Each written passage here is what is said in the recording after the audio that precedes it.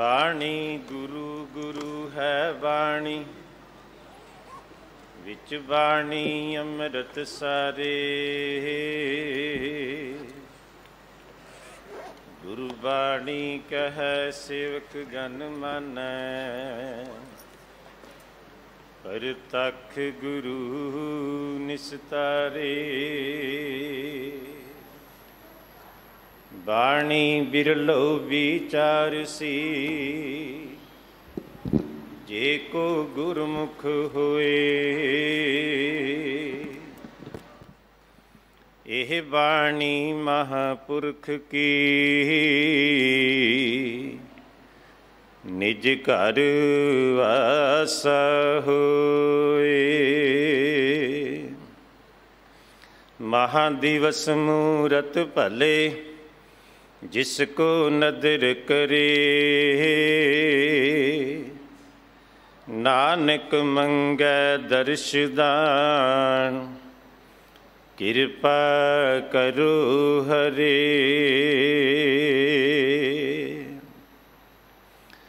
बारह माह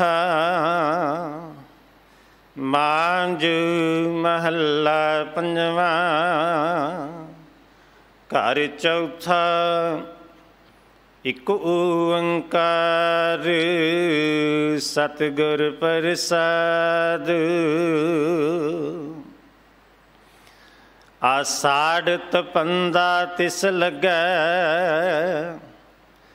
हर नहा न जिन्ना पास,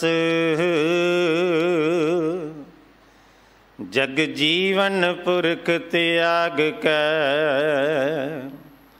मानस संधियास,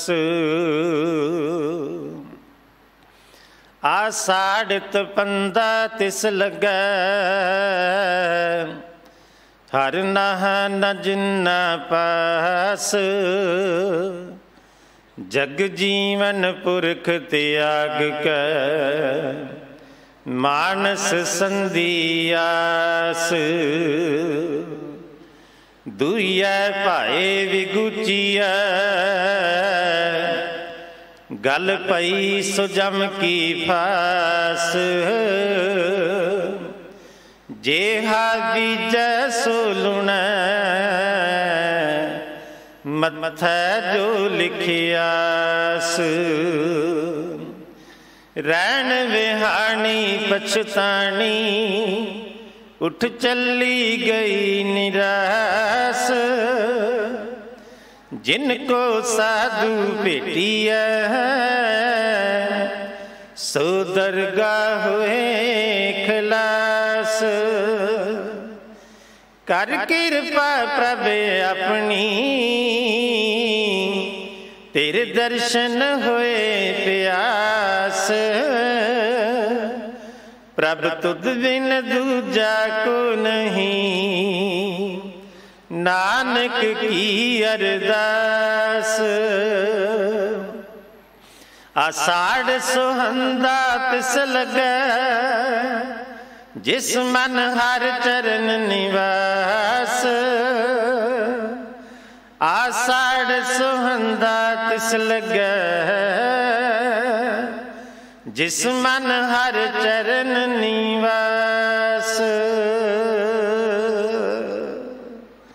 वाहिगुरु जी का खालसा, वाहिगुरु जी की फतेह। अज आषाढ़ का महीना आरंभ होया है, तिस दा मूल पाठ आप जी ने सरवण किया है। तिस दी विचार आप जी नूं सरवण करा रहे हैं। अति सत्कारयोग भाई साहब भाई रजिंदर सिंह जी हैड ग्रंथी साहिब, उन्हां पासों पावन शब्द की विचार सरवण करो जी। अज मीरी पीरी दे मालक छेवें पातशाह धन धन साहिब श्री गुरु हरगोबिंद साहिब महाराज जी का पावन पवित्र प्रकाश गुरपुरब है। आप सरबत साध संगत नूं धन धन साहिब श्री गुरु हरगोबिंद साहिब महाराज जी दे पावन प्रकाश गुरपुरब दियां लख लख ਲੱਖ ਲੱਖ ਵਧਾਈਆਂ ਹੋਣ ਜੀ। ਦਿੱਲੀ ਸਿੱਖ ਗੁਰਦੁਆਰਾ ਪ੍ਰਬੰਧਕ ਕਮੇਟੀ ਵੱਲੋਂ ਆਪ ਸੰਗਤਾਂ ਦੇ ਸਹਿਯੋਗ ਨਾਲ ਪਾਵਨ ਗੁਰਪੁਰਬ ਗੁਰਦੁਆਰਾ ਮਜਨੂ ਟਿੱਲਾ ਸਾਹਿਬ ਵਿਖੇ ਸਵੇਰੇ ਅੰਮ੍ਰਿਤ ਵੇਲੇ ਤੋਂ ਸ਼ਾਮਾਂ ਤੱਕ ਬੜੀ ਸ਼ਰਧਾਪੂਰਵਕ ਮਨਾਇਆ ਜਾ ਰਿਹਾ ਹੈ। ਆਪ ਸੰਗਤਾਂ ਪ੍ਰਤੀ ਬੇਨਤੀ ਹੈ, ਗੁਰਦੁਆਰਾ ਮਜਨੂ ਟਿੱਲਾ ਸਾਹਿਬ ਵਿਖੇ ਵੱਧ ਚੜ੍ਹ ਕੇ ਹਾਜ਼ਰੀਆਂ ਭਰ ਕੇ ਹਰਜਸ ਬਾਣੀ ਸਰਵਣ ਕਰਕੇ ਸੇਵਾ ਕਰਕੇ ਆਪਣਾ ਜੀਵਨ ਸਫਲਾ ਕਰਨਾ ਜੀ।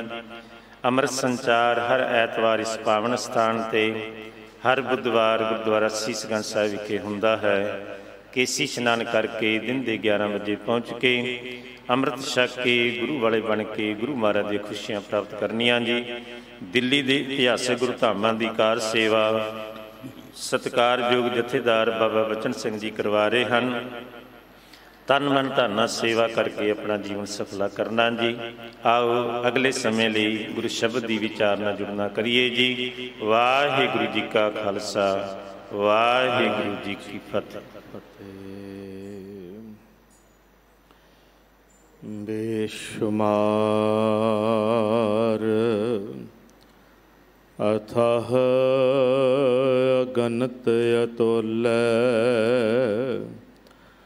ਜਿਉਂ ਬੁਲਾਵੋ ਤਿਉਂ ਨਾਨਕ ਦਾਸ ਬੋਲੇ।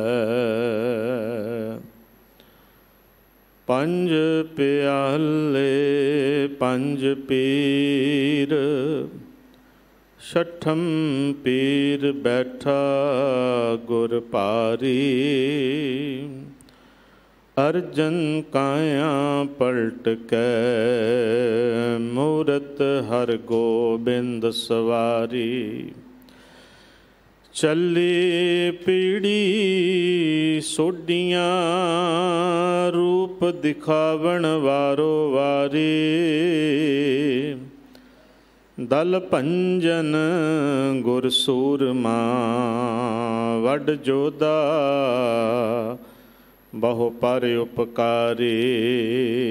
ਸਗਲ ਇਛ ਮੇਰੀ ਪੁੰਨੀਆਂ, ਮਿਲਿਆ ਨਿਰੰਜਨ ਰਾਏ ਜੀਓ। ਆਨੰਦ ਭਇਆ ਵੱਡ ਭਾਗੀ ਹੋ, ਗ੍ਰਹਿ ਪ੍ਰਗਟੇ ਪ੍ਰਭ ਆਏ ਜੀਓ। ਅਦਬ ਪਿਆਰ ਸਤਿਕਾਰ ਸ਼ਰਧਾ ਸਹਿਤ ਸਾਹਿਬੇ ਕਮਾਲ ਬਾਦਸ਼ਾਹ ਦਰਵੇਸ਼, ਹਕ ਹਕ ਆਦੇਸ਼ ਹਕ ਹਕ ਆਗਾ। ਧੰਨ ਧੰਨ ਪਿਤਾ ਗੁਰੂ ਗੋਬਿੰਦ ਸਿੰਘ ਮਹਾਰਾਜ ਜੀ ਦੀ ਬਖਸ਼ੀ ਫਤਿਹ ਦੇ ਨਾਲ ਸਾਂਝ ਪਾਈਏ।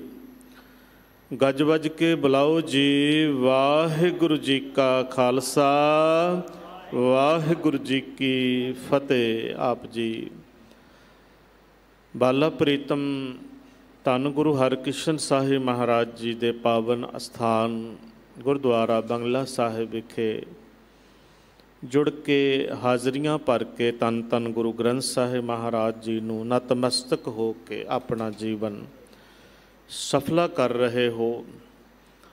ਔਰ ਟੀਵੀ ਮਾਧਿਅਮ ਦੇ ਰਾਹੀਂ ਆਪਣੇ ਘਰਾਂ ਤੋਂ ਗੁਰੂ ਚਰਨਾਂ ਦੇ ਨਾਲ, ਗੁਰ ਸ਼ਬਦ ਦੇ ਨਾਲ ਗੁਰਬਾਣੀ ਸਰਵਣ ਕਰਦਿਆਂ, ਕੀਰਤਨ ਸਰਵਣ ਕਰਦਿਆਂ ਜੁੜੇ ਹੋਏ ਹੋ। ਆਓ ਅੱਜ ਨਾਨਕਸ਼ਾਹੀ ਸੰਮਤ ਅਨੁਸਾਰ ਹਾੜ ਮਹੀਨੇ ਦੀ ਆਰੰਭਤਾ ਦਾ ਦਿਨ ਹੈ ਔਰ ਬਹੁਤ ਹੀ ਮੁਬਾਰਕ ਪਵਿੱਤਰ ਪਾਵਨ ਧੰਨ ਧੰਨ ਮੇਰੀ ਪੀਰੀ ਦੇ ਮਾਲਕ ਮਹਾਬਲੀ ਵੱਡ ਯੋਧਾ ਬਹੁ ਪਰ ਉਪਕਾਰੀ ਧੰਨ ਗੁਰੂ ਹਰਗੋਬਿੰਦ ਸਾਹਿਬ ਸੱਚੇ ਪਾਤਸ਼ਾਹ ਜੀ ਦਾ ਪਵਿੱਤਰ ਪ੍ਰਕਾਸ਼ ਪੁਰਬ ਹੈ। ਸੋ ਆਓ ਅੱਜ ਦੇ ਜੋ ਮਹੀਨੇ ਦੇ ਦੁਆਰਾ ਸਤਿਗੁਰੂ ਗੁਰੂ ਅਰਜਨ ਦੇਵ ਪਿਤਾ ਮਹਾਰਾਜ ਜੀ ਨੇ ਉਪਦੇਸ਼ ਬਖਸ਼ਿਸ਼ ਕੀਤਾ ਹੈ 12 ਮਾਹ ਬਾਣੀ ਦੇ ਰਾਹੀਂ, ਜਿਸ ਦਾ ਮੂਲ ਪਾਠ ਆਪ ਜੀ ਨੇ ਗੁਰੂ ਘਰ ਦੇ ਵਜ਼ੀਰ ਪਰਮਜੀਤ ਸਿੰਘ ਗਿਆਨੀ ਜੀ ਪਾਸੋਂ ਸਰਵਣ ਕੀਤਾ ਹੈ। ਉਸ ਦੀ ਵਿਚਾਰ ਤੇ ਨਾਲ ਨਾਲ ਮੀਰੀ ਪੀਰੀ ਦੇ ਮਾਲਕ ਸਤਿਗੁਰੂ ਗੁਰੂ ਹਰਗੋਬਿੰਦ ਸਾਹਿਬ ਪਾਤਸ਼ਾਹ ਜੀ ਦੀਆਂ ਵਡਿਆਈਆਂ, ਉਹਨਾਂ ਦੇ ਇਤਿਹਾਸ, ਬਰਕਤਾਂ, ਬਖਸ਼ਿਸ਼ਾਂ ਦੇ ਨਾਲ ਸਾਂਝ ਪਾਉਂਦੇ ਹਾਂ। ਵਿਚਾਰਾਂ ਦੇ ਨਾਲ ਜੁੜਨ ਤੋਂ ਪਹਿਲਾਂ ਮਨ ਦੀ ਇਕਾਗਰਤਾ ਅਤੇ ਟਿਕਾਓ ਵਾਸਤੇ ਕਰੋ ਰਸਨਾ ਪਵਿੱਤਰ, ਆਖੋ ਸਤਨਾਮ ਵਾਹਿਗੁਰੂ। ਫਿਰ ਆਖੋ ਸਤਨਾਮ ਵਾਹਿਗੁਰੂ। ਗੁਰਬਾਣੀ ਗੁਰਸ਼ਬਦ ਨੂੰ ਪੜ੍ਹ ਕੇ ਇੱਕ ਗੱਲ ਸਹਿਜੇ ਹੀ ਸਿੱਖ ਦੇ ਜੀਵਨ ਦੇ ਬਾਰੇ ਦੇ ਵਿੱਚ ਜਾਣਕਾਰੀ, ਗਿਆਨ ਪ੍ਰਾਪਤ ਹੁੰਦਾ ਹੈ ਕਿ ਸਿੱਖ ਦਾ ਜੀਵਨ ਗੁਰਸ਼ਬਦ, ਗੁਰੂ ਦੀ ਬਾਣੀ ਤੋਂ ਬਿਨਾਂ ਅਧੂਰਾ ਹੈ। ਜੇ ਗੁਰਮੁਖ ਜੀਵਨ ਜਿਉਣਾ ਹੈ, ਸਫਲ ਜੀਵਨ ਜਿਉਣਾ ਹੈ, ਤੇ ਉਹਦਾ ਆਧਾਰ ਕੇਵਲ ਗੁਰੂ ਦਾ ਸ਼ਬਦ, ਬਾਣੀ ਹੀ ਹੈ। ਤਾਂ ਹੀ ਤੇ ਮਹਾਰਾਜ ਨੇ ਕਿਹਾ, ਮੈਂ ਗੁਰਬਾਣੀ ਦੇ ਨਾਲ ਮੈਨੂੰ ਇੰਨਾ ਪਿਆਰ ਹੈ, ਮੇਰਾ ਆਧਾਰ ਹੈ। ਮੈਂ ਗੁਰਬਾਣੀ ਦੇ ਨਾਲ ਜੁੜਿਆ ਰਹਿੰਦਾ ਹਾਂ, ਗੁਰਬਾਣੀ ਲਾਗ ਰਹਾਉ। ਮੇਰੀ ਸਤਿਗੁਰੂ ਦੇ ਨਾਲ ਪਿਰਹੜੀ ਹੈ, ਪ੍ਰੀਤ ਹੈ। ਇਸ ਵਾਸਤੇ ਇੱਕ ਇੱਕ ਅੱਖਰ, ਇੱਕ ਇੱਕ ਸ਼ਬਦ ਜਿਹੜਾ ਹੈ, ਪਲ ਪਲ ਸਿੱਖ ਦੀ ਅਗਵਾਈ ਕਰਦਾ ਹੈ। ਕੋਈ ਵਿਅਕਤੀ ਵਿਸ਼ੇਸ਼ ਅਗਵਾਈ ਨਹੀਂ ਕਰਦਾ। ਗੁਰੂ ਦਾ ਸ਼ਬਦ, ਮੈਂ ਗੁਰਬਾਣੀ ਆਧਾਰ ਹੈ, ਗੁਰਬਾਣੀ ਲਾਗ ਰਹਾਉ। ਆਧਾਰ, ਆਸਰਾ, ਪੈਟਰਨ ਜਿਹੜਾ ਹੈ ਉਹ ਗੁਰੂ ਦਾ ਸ਼ਬਦ ਹੀ ਹੈ।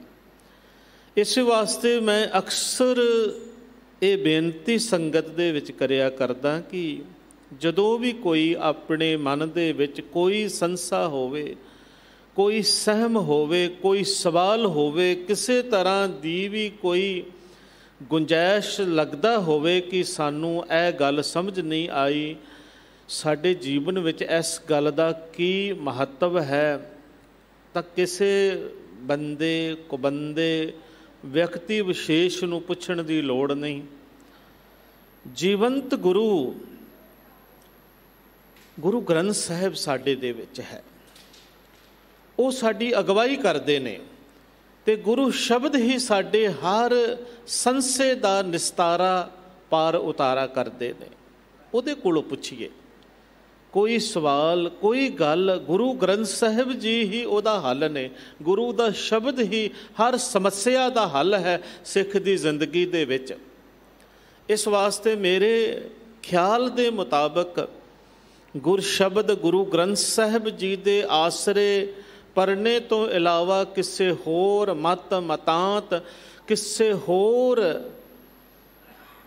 ਗ੍ਰੰਥ ਦੇ ਵੱਲ ਅਸੀਂ ਦੇਖੀਏ, ਪੜ੍ਹੀਏ, ਵਿਚਾਰੀਏ ਜੇਕਰ, ਪਹਿਲੀ ਗੱਲ ਤੇ ਸਾਨੂੰ ਗੁਰੂ ਗ੍ਰੰਥ ਸਾਹਿਬ ਜੀ ਦਾ ਆਸਰਾ ਪਰਨਾ ਛੱਡ ਕੇ ਕਿਸੇ ਹੋਰ ਪਾਸੇ ਵੇਖਣ ਦੀ ਲੋੜ ਨਹੀਂ।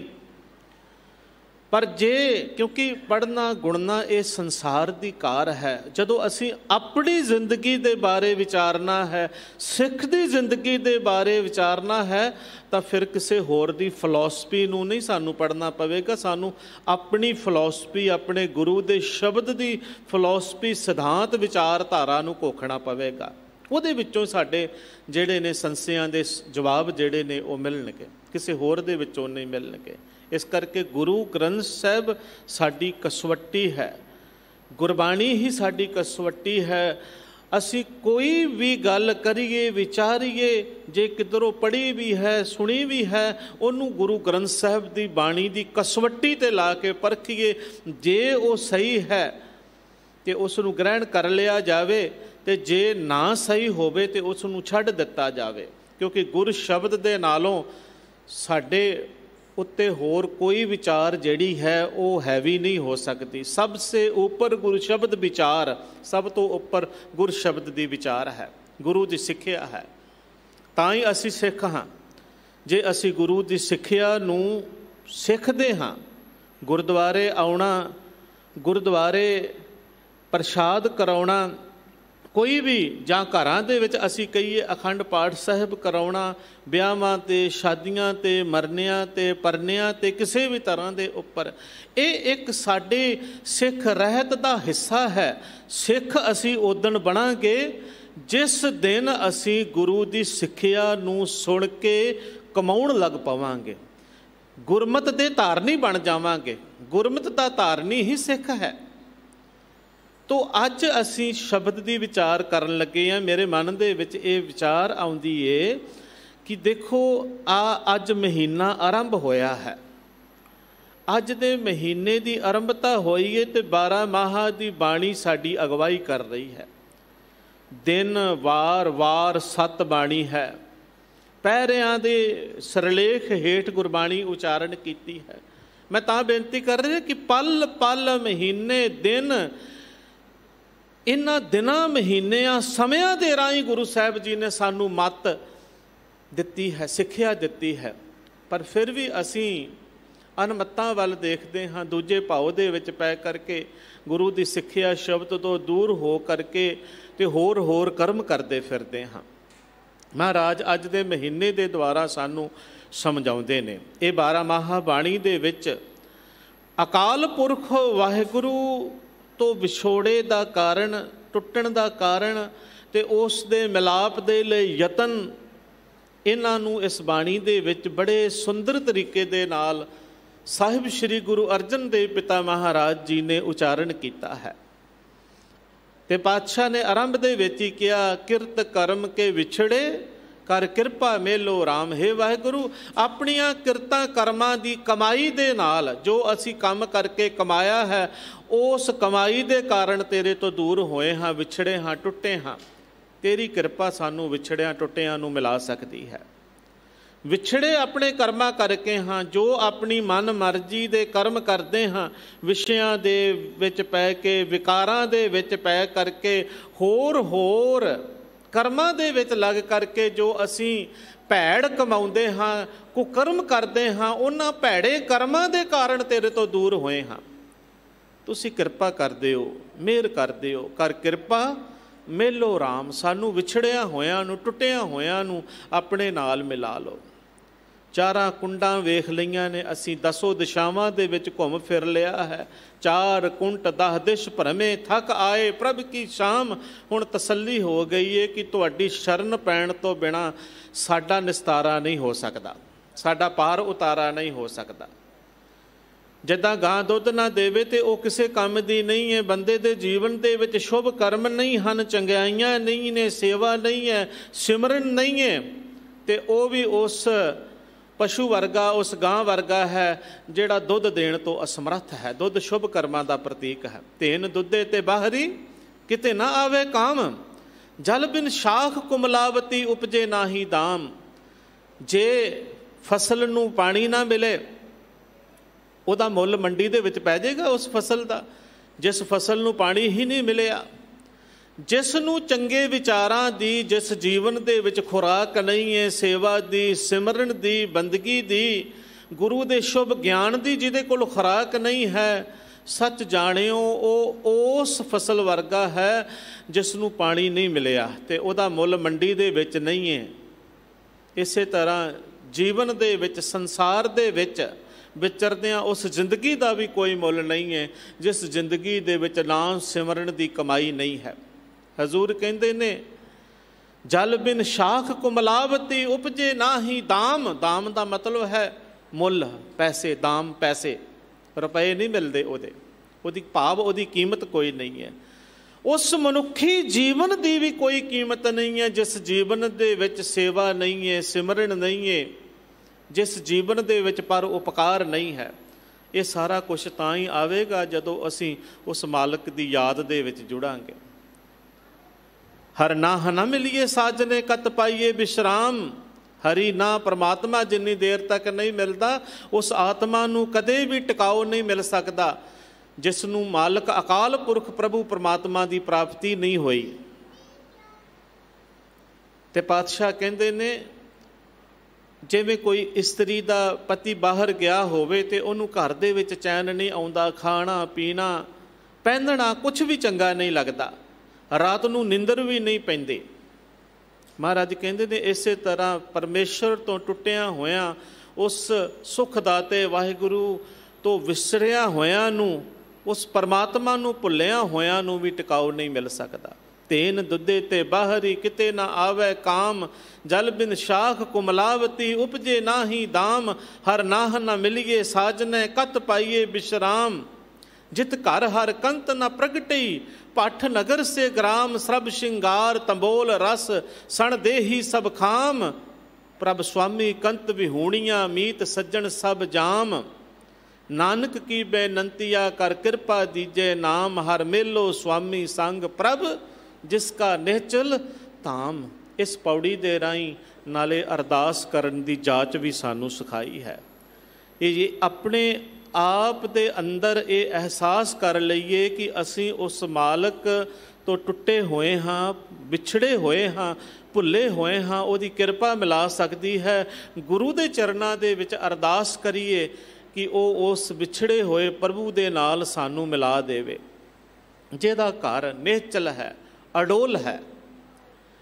ਜਿੱਥੇ ਇਹ 12 ਮਾਹ ਬਾਣੀ ਦੀ ਪਹਿਲੀ ਪੌੜੀ ਦੇ ਵਿੱਚ ਮਨੁੱਖੀ ਜੀਵਨ ਦੇ ਮਕਸਦ ਬਾਰੇ ਤੇ ਮਨੁੱਖ ਦੇ ਪਰਮੇਸ਼ਰ ਨਾਲੋਂ ਟੁੱਟ ਕੇ ਵਿਕਾਰਾਂ ਦੇ ਵਿੱਚ ਪੈਣ ਦੇ ਕਾਰਨ ਨੂੰ ਦੱਸਿਆ ਹੈ, ਤੇ ਕਾਰਨ ਨੂੰ ਦੱਸ ਕਰਕੇ ਆਪਣੇ ਕਰਮਾਂ ਨੂੰ ਸਹੀ ਕਰਨ ਦੀ ਚੇਤਾਵਨੀ, ਜਾਗਰੂਕਤਾ ਸਾਡੇ ਅੰਦਰ ਪਾਈ ਹੈ। ਤੇ ਉੱਥੇ ਹੀ ਨਾਲ ਪਰਮੇਸ਼ਰ ਨੂੰ ਮਿਲਣ ਦੀ ਜੁਗਤੀ, ਉਹਦੇ ਚਰਨਾਂ ਦੇ ਵਿੱਚ ਅਰਦਾਸ ਬੇਨਤੀ ਵੀ ਦੱਸੀ ਹੈ ਕਿ ਅਰਦਾਸ ਕਰੀਏ ਹਰ ਮੇਲੋ ਸੁਆਮੀ ਸੰਗ ਪ੍ਰਭ ਜਿਸ ਕਾ ਨਿਹਚਲ ਧਾਮ। ਇਸ ਤੋਂ ਅੱਗੇ ਸਿਲਸਿਲੇਵਾਰ ਢੰਗ ਦੇ ਨਾਲ ਪਾਤਸ਼ਾਹ ਜੀ ਨੇ 12 ਮਹੀਨੇ ਨੇ ਸਾਲ ਦੇ, ਤੇ ਇੱਕ ਇੱਕ ਮਹੀਨੇ ਦੇ ਨਾਮ ਦੇ ਨਾਲ ਸਾਨੂੰ ਉਪਦੇਸ਼ ਦਿੱਤਾ ਹੈ। ਆਰੰਭ ਦੇ ਪਹਿਲੇ ਮਹੀਨੇ ਦੇ ਵਿੱਚ ਹੀ ਮਹਾਰਾਜ ਨੇ ਦੱਸਿਆ ਕਿ ਜੀਵਨ ਦੇ ਵਿੱਚ ਹਰ ਮਨੁੱਖ ਨੂੰ ਆਨੰਦ ਚਾਹੀਦਾ ਹੈ, ਸੁੱਖ ਚਾਹੀਦਾ ਹੈ, ਖੁਸ਼ੀ ਚਾਹੀਦੀ ਹੈ। ਸੱਚਾ ਸੁੱਖ, ਸੱਚਾ ਆਨੰਦ ਕੇਵਲ ਗੋਬਿੰਦ ਦੇ ਆਰਾਧਨ ਦੇ ਨਾਲ ਹੀ ਮਿਲਣਾ ਹੈ। ਜਦੋਂ ਅਸੀਂ ਆਹ ਮਹੀਨਾ ਜਿਹੜਾ ਅੱਜ ਸ਼ੁਰੂ ਹੋਇਆ ਹੈ ਹਾੜ ਦਾ, ਜਿਸ ਨੂੰ ਪਾਤਸ਼ਾਹ ਜੀ ਨੇ ਅਸਾੜ ਸ਼ਬਦ ਲਿਖਿਆ ਹੈ, ਮਹਾਰਾਜ ਅੱਜ ਦੇ ਮਹੀਨੇ ਦੇ ਦੁਆਰਾ ਸਾਨੂੰ ਸਮਝਾਉਂਦੇ ਨੇ। ਆਓ ਇਸ ਮਹੀਨੇ ਦੀਆਂ ਪੰਕਤੀਆਂ ਜੋ ਮਹਾਰਾਜ ਜੀ ਨੇ ਸਾਡੇ ਭਲੇ ਵਾਸਤੇ, ਸੰਸਾਰ ਦੇ ਭਲੇ ਵਾਸਤੇ ਬਖਸ਼ਿਸ਼ ਕੀਤੀਆਂ ਨੇ, ਪੜ੍ਹੀਏ ਤੇ ਵਿਚਾਰ ਕੇ ਆਪਣੇ ਜੀਵਨ ਦੇ ਵਿੱਚ ਧਾਰਨ ਕਰੀਏ। ਹਜ਼ੂਰ ਕਹਿੰਦੇ ਨੇ ਆਸਾੜ ਤਪੰਦਾ ਤਿਸ ਲੱਗੈ, ਹਰ ਨਾਹ ਨਾ ਜਿਨਾ ਪਾਸ। ਜਗ ਜੀਵਨ ਪੁਰਖ ਤਿਆਗ ਕੈ, ਮਾਨਸ ਸੰਧੀ ਆਸ। ਅਸਾੜ ਦਾ ਮਹੀਨਾ, ਜੇਠ ਦਾ ਮਹੀਨਾ, ਇਹ ਤਪਸ਼ ਦੇ ਮਹੀਨੇ ਨੇ। ਇਹ ਪਿਛਲਾ ਮਹੀਨਾ ਜਿਹੜਾ ਬੀਤਿਆ ਹੈ ਤੇ ਜਿਹੜਾ ਅੱਜ ਆਰੰਭ ਹੋਇਆ ਹੈ, ਇਹਦੇ ਵਿੱਚ ਤਪਸ਼ ਪੈਂਦੀ ਹੈ, ਅੱਤ ਦੀ ਗਰਮੀ ਹੁੰਦੀ ਹੈ। ਹਜ਼ੂਰ ਕਹਿੰਦੇ ਨੇ ਹਰ ਨਾਹ ਨਾ ਜਿੰਨਾ ਪਾਸ। ਨਾਹ ਕਹਿੰਦੇ ਨੇ ਪਤੀ ਪਰਮੇਸ਼ਰ ਨੂੰ। ਨਾਹ ਦੇ ਹਾਹੇ ਨੂੰ ਔਂਕੜ ਹੈ, ਜਿਹਦਾ ਮਤਲਬ ਹੈ ਪਰਮਾਤਮਾ, ਪਤੀ। ਜਿਨ੍ਹਾਂ ਜੀਵ ਇਸਤਰੀਆਂ ਦੇ ਕੋਲ ਹਰੀ ਪਰਮਾਤਮਾ ਨਹੀਂ ਹੈ, ਜਿਨ੍ਹਾਂ ਦੇ ਹਿਰਦੇ ਵਿੱਚ ਉਸ ਮਾਲਕ ਦੀ ਯਾਦ ਨਹੀਂ ਹੈ, ਅਸਾੜ ਦਾ ਤਪਦਾ ਹੋਇਆ ਮਹੀਨਾ ਜਿਹੜਾ ਹੈ ਉਹਨਾਂ ਦੇ ਲਈ ਜਿਹੜਾ ਹੈ ਦੁਖਦਾਈ ਹੈ। ਵਿਸ਼ਿਆਂ ਵਿਕਾਰਾਂ ਦੇ ਵਿੱਚ ਨਿਸ਼ਚੇ ਹੀ ਜਿਹੜੀ ਪਤੀ ਪਰਮਾਤਮਾ ਤੋਂ ਟੁੱਟ ਜਾਵੇਗੀ, ਵਿਸਰ ਜਾਵੇਗੀ, ਜਿਹੜੀ ਜੀਵ ਇਸਤਰੀ ਉਸ ਮਾਲਕ ਨੂੰ ਭੁਲਾ ਬੈਠੇਗੀ, ਉਹ ਵਿਸ਼ਿਆਂ ਵਿਕਾਰਾਂ ਦੇ ਵਿੱਚ ਪੈ ਜਾਵੇਗੀ। ਵਿਸ਼ਿਆਂ ਵਿਕਾਰਾਂ ਦੀ ਜਿਹੜੀ ਤਪਸ਼ ਹੈ ਉਹਨੂੰ ਇੱਥੇ ਬਿਆਨ ਕੀਤਾ ਹੈ। ਜਿਸ ਤਰ੍ਹਾਂ ਵਿਕਾਰਾਂ ਦੀ ਠੰਡ ਦੇ ਬਾਰੇ ਬਾਣੀ ਦੇ ਵਿੱਚ ਲਿਖਿਆ, ਇਸੇ ਬਾਣੀ ਦੇ ਵਿੱਚ ਇਸੇ ਤਰ੍ਹਾਂ ਹੀ ਵਿਕਾਰਾਂ ਦੀ ਤਪਸ਼ ਹੈ। ਕਾਮ ਦੀ, ਕ੍ਰੋਧ ਦੀ, ਲੋਭ ਦੀ, ਮੋਹ ਦੀ, ਅਹੰਕਾਰ ਦੀ। ਤ੍ਰਿਸ਼ਨਾ ਨੂੰ ਤੇ ਦਿੱਤਾ ਹੀ ਅੱਗ ਦਾ ਨਾਮ ਹੈ, ਲੋਭ ਨੂੰ, ਤ੍ਰਿਸ਼ਨਾ ਨੂੰ। ਤੇ ਮਹਾਰਾਜ ਕਹਿੰਦੇ ਨੇ ਇਹ ਜਿਹੜੀਆਂ ਅੱਗਾਂ ਨੇ ਨਾ, ਇਹ ਤਪਸ਼ ਪੈਦਾ ਕਰਦੀਆਂ ਨੇ। ਅੰਦਰ ਜਦੋਂ ਇਹਨਾਂ ਦੀ ਬਹੁਤਾਤ ਹੋ ਜਾਂਦੀ, ਆਪਣੀ ਸੀਮਾ ਤੋਂ ਉੱਪਰ ਉੱਠ ਜਾਂਦੇ ਨੇ, ਤੇ ਜਿਸ ਹਿਰਦੇ ਵਿੱਚ ਪਰਮਾਤਮਾ ਦੀ ਯਾਦ ਨਹੀਂ, ਉਹ ਤਪਦਾ ਹੈ, ਉਹ ਸੜਦਾ ਹੈ। ਆ ਈਰਖਾ ਦੀ, ਨਿੰਦਾ ਦੀ, ਇਹ ਕੀ ਹੈ? ਦਵੈਸ਼ ਦੀ ਅਗਨੀ, ਇਹਦੇ ਨਾਲ ਜਲਦਾ ਹੈ ਬੰਦਾ, ਕਲਪਿਆ ਰਹਿੰਦਾ ਹੈ ਹਰ ਵੇਲੇ ਵਿਸ਼ਿਆਂ ਵਿਕਾਰਾਂ ਦੇ ਵਿੱਚ ਪਿਆ ਹੋਇਆ। ਜਿਹਦੇ ਅੰਦਰ ਪ੍ਰਭੂ ਪਰਮੇਸ਼ਰ ਦੀ ਯਾਦ ਹੈ, ਜਿਹੜਾ ਰਜ਼ਾ ਦੇ ਵਿੱਚ, ਮਾਲਕ ਦੇ ਭਾਣੇ ਦੇ ਵਿੱਚ ਜੀਵਨ ਜਿਉਂਦਾ ਹੈ, ਉਹਨਾਂ ਨੂੰ ਇਹ ਅੱਗਾਂ, ਇਹ ਵਿਸ਼ੇ ਵਿਕਾਰ, ਇਹ ਤਪਸ਼ ਨਹੀਂ ਪਾਉਂਦੀ। ਪਰ ਜਿਨ੍ਹਾਂ ਦੇ ਅੰਦਰ ਯਾਦ ਨਹੀਂ ਹੈ, ਜਿਨ੍ਹਾਂ ਨੂੰ ਜੀਵਨ ਜਿਉਣ ਦਾ ਢੰਗ ਤਰੀਕਾ ਨਹੀਂ ਹੈ, ਜਿਨ੍ਹਾਂ ਦਾ ਮਨ ਅਡੋਲ ਨਹੀਂ ਹੈ, ਉਹ ਵਿਸ਼ਿਆਂ ਵਿਕਾਰਾਂ ਦੇ ਵਿੱਚ ਭਟਕਦੇ ਰਹਿੰਦੇ ਨੇ। ਇਹ ਵਿਕਾਰ ਉਸ ਨੂੰ ਸਾੜਦੇ ਹਨ, ਉਹ ਕਲਪਿਆ ਰਹਿੰਦਾ ਹੈ ਬੰਦਾ ਹਰ ਵੇਲੇ। ਕਿਸੇ ਨੇ ਕੋਈ ਗੱਲ ਕਰ ਦਿੱਤੀ, ਤੜਫ ਉੱਠਿਆ, ਜਰਾ ਜਿੰਨੀ ਕਿਸੇ ਨੇ ਕੋਈ ਕਹਿ ਦਿੱਤਾ, ਭੜਕ ਉੱਠਿਆ। ਇਹ ਜਿਹੜੀ ਇਸ ਤਰ੍ਹਾਂ ਦੀਆਂ ਗੱਲਾਂ ਹੁੰਦੀਆਂ ਨੇ, ਇਹ ਉਹਨਾਂ ਦੇ ਹਿਰਦਿਆਂ ਦੇ ਵਿੱਚ ਹੁੰਦੀਆਂ ਨੇ ਜਿਨ੍ਹਾਂ ਦੇ ਅੰਦਰ ਪਰਮਾਤਮਾ ਦੀ ਯਾਦ ਨਹੀਂ ਹੈ, ਮਾਲਕ ਦੀ ਯਾਦ ਨਹੀਂ ਹੈ। ਅਸਾੜ ਦੇ ਮਹੀਨੇ ਦੀ ਤਰ੍ਹਾਂ ਉਹਨਾਂ ਦਾ ਹਿਰਦਾ ਤਪਦਾ ਰਹਿੰਦਾ ਹੈ। ਅਸਾੜ ਤਪੰਦਾ ਤਿਸ ਲੱਗੇ ਹਰ ਨਾ ਹਨ ਜਿਨ੍ਹਾਂ ਪਾਸ, ਹਰੀ ਨਾ ਜਿਨ੍ਹਾਂ ਦੇ ਕੋਲ ਨਹੀਂ ਹੈ। ਜਗ ਜੀਵਨ ਪੁਰਖ ਤਿਆਗ ਕੈ ਮਾਨਸ ਸੰਧੀ ਆਸ। ਜਗ ਜੀਵਨ ਦਾ ਮਤਲਬ ਜਗਤ ਦੇ ਜੀਵਨ, ਜਗਤ ਦੇ ਆਸਰੇ। ਸਾਰੇ ਸੰਸਾਰ ਦਾ ਆਸਰਾ ਕੌਣ ਹੈ? ਪਰਮਾਤਮਾ ਹੈ। ਕਿਹਦੇ ਆਸਰੇ ਹੈ ਇਹ ਸਾਰਾ ਜਗਤ, ਇਹ ਸਾਰੀ ਧਰਤੀ? ਕਿਹਦੇ ਆਸਰੇ ਟਿਕੀ ਹੋਈ ਹੈ? ਨਾਮ ਦੇ ਆਸਰੇ, ਉਸ ਪਰਮਾਤਮਾ ਦੇ ਆਸਰੇ ਟਿਕੀ ਹੋਈ ਹੈ। ਤੋ ਜਿਨ੍ਹਾਂ ਦੇ ਅੰਦਰ ਪਰਮਾਤਮਾ ਦੀ ਉਸ ਜਗਤ ਜੀਵਨ ਦੇ ਆਸਰੇ ਦੀ ਥਾਂ ਨਹੀਂ ਹੈ, ਜਿਨ੍ਹਾਂ ਨੇ ਉਸ ਜਗਤ ਦੇ ਸਹਾਰੇ ਮਾਲਕ ਨੂੰ ਤਿਆਗ ਦਿੱਤਾ, ਜਗ ਜੀਵਨ ਪੁਰਖ ਤਿਆਗ ਕੇ ਮਾਨਸ ਸੰਧੀ ਆਸ, ਤੇ ਬੰਦਿਆਂ ਦੀਆਂ ਆਸਾਂ ਬਣਾਈ ਫਿਰਦੇ ਨੇ, ਵਿਸ਼ਿਆਂ ਵਿਕਾਰਾਂ ਦੇ ਨਾਲ ਤਪੇ ਫਿਰਦੇ ਹਨ, ਕਲਪੇ ਫਿਰਦੇ ਹਨ, ਬੰਦਿਆਂ ਦੇ ਸਹਾਰੇ ਪਾਲਦੇ ਨੇ। ਇਹੋ ਜਿਹੇ ਬੰਦਿਆਂ ਦੇ, ਮਨੁੱਖਾਂ ਦੇ ਸਹਾਰੇ ਪਾਲਣ ਵਾਲੇ ਜਿਹੜੇ ਨੇ ਨਾ, ਉਹਨਾਂ ਦਾ ਮਨ ਕਦੇ ਟਿਕ ਨਹੀਂ ਸਕਦਾ, ਉਹਨਾਂ ਦੇ ਅੰਦਰ ਕਦੇ ਸ਼ਾਂਤੀ ਨਹੀਂ ਆ ਸਕਦੀ। ਹਜ਼ੂਰ ਕਹਿੰਦੇ ਨੇ, ਦੂਏ ਭਾਏ ਵੀ ਗੁੱਚੀਐ ਗਲ ਪਈਸ ਜਮ ਕੀ ਫਾਂਸ। ਦੂਏ ਭਾਏ ਦਾ ਮਤਲਬ ਹੈ ਦੂਜਾ ਭਾਉ। ਦੂਜਾ ਭਾਉ ਕੀ ਹੈ? ਇੱਕ ਭਾਉ ਹੈ ਰੱਬੀ ਪਿਆਰ, ਇੱਕ ਪਰਮੇਸ਼ਰ ਦਾ ਪਿਆਰ, ਇੱਕ ਅਕਾਲ ਪੁਰਖ, ਇੱਕ ਪਰਮਾਤਮਾ ਦਾ ਪਿਆਰ, ਤੇ ਦੂਜਾ ਜਿਹੜਾ ਹੈ ਉਸ ਪ੍ਰਭੂ ਨੂੰ ਛੱਡ ਕੇ ਹੋਰ ਦਾ ਪਿਆਰ, ਮਾਇਆ ਦਾ ਪਿਆਰ, ਧਨ ਪਦਾਰਥਾਂ ਦੇ ਪ੍ਰਤੀ ਖਿੱਚ। ਇਹ ਦੂਜਾ ਭਾਉ ਹੈ। ਤੇ ਮਹਾਰਾਜ ਦੇ ਬਚਨ ਨੇ, ਦੂਜਾ ਭਾਉ ਨਾ ਦੇਈ ਲਿਵ ਲਾਗਣ ਜਿਨ ਪ੍ਰਭ ਕੇ ਚਰਨ ਵਿਸਾਰੇ।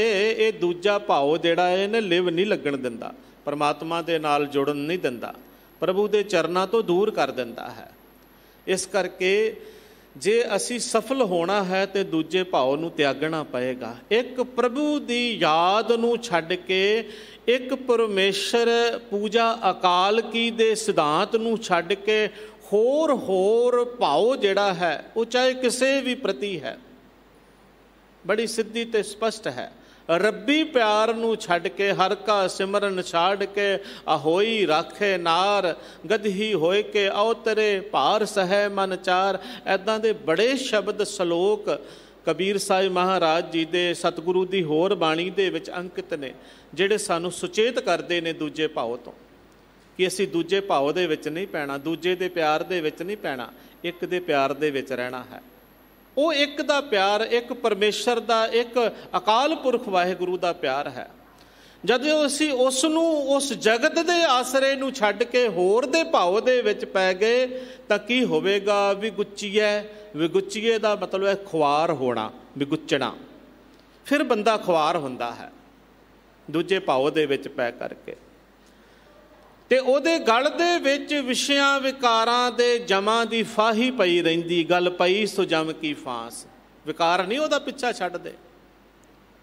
ਹਜ਼ੂਰ ਨੇ ਬਾਣੀ ਦੇ ਵਿੱਚ ਵਿਸ਼ਿਆਂ ਤੇ ਵਿਕਾਰਾਂ ਨੂੰ ਜਮਾਂ ਦੇ ਦੂਤਾਂ ਦੇ ਨਾਲ ਤਸ਼ਬੀਹ ਦਿੱਤੀ ਹੈ। ਜੋ ਇਹ ਦੂਤ ਮੋਹਿ ਬਹੁਤ ਸੰਤਾਵਤ ਤੇ ਭਿਆਨਕ ਭਇਆ, करे बेनती राख ठाकुर पै हम तेरी शरणया।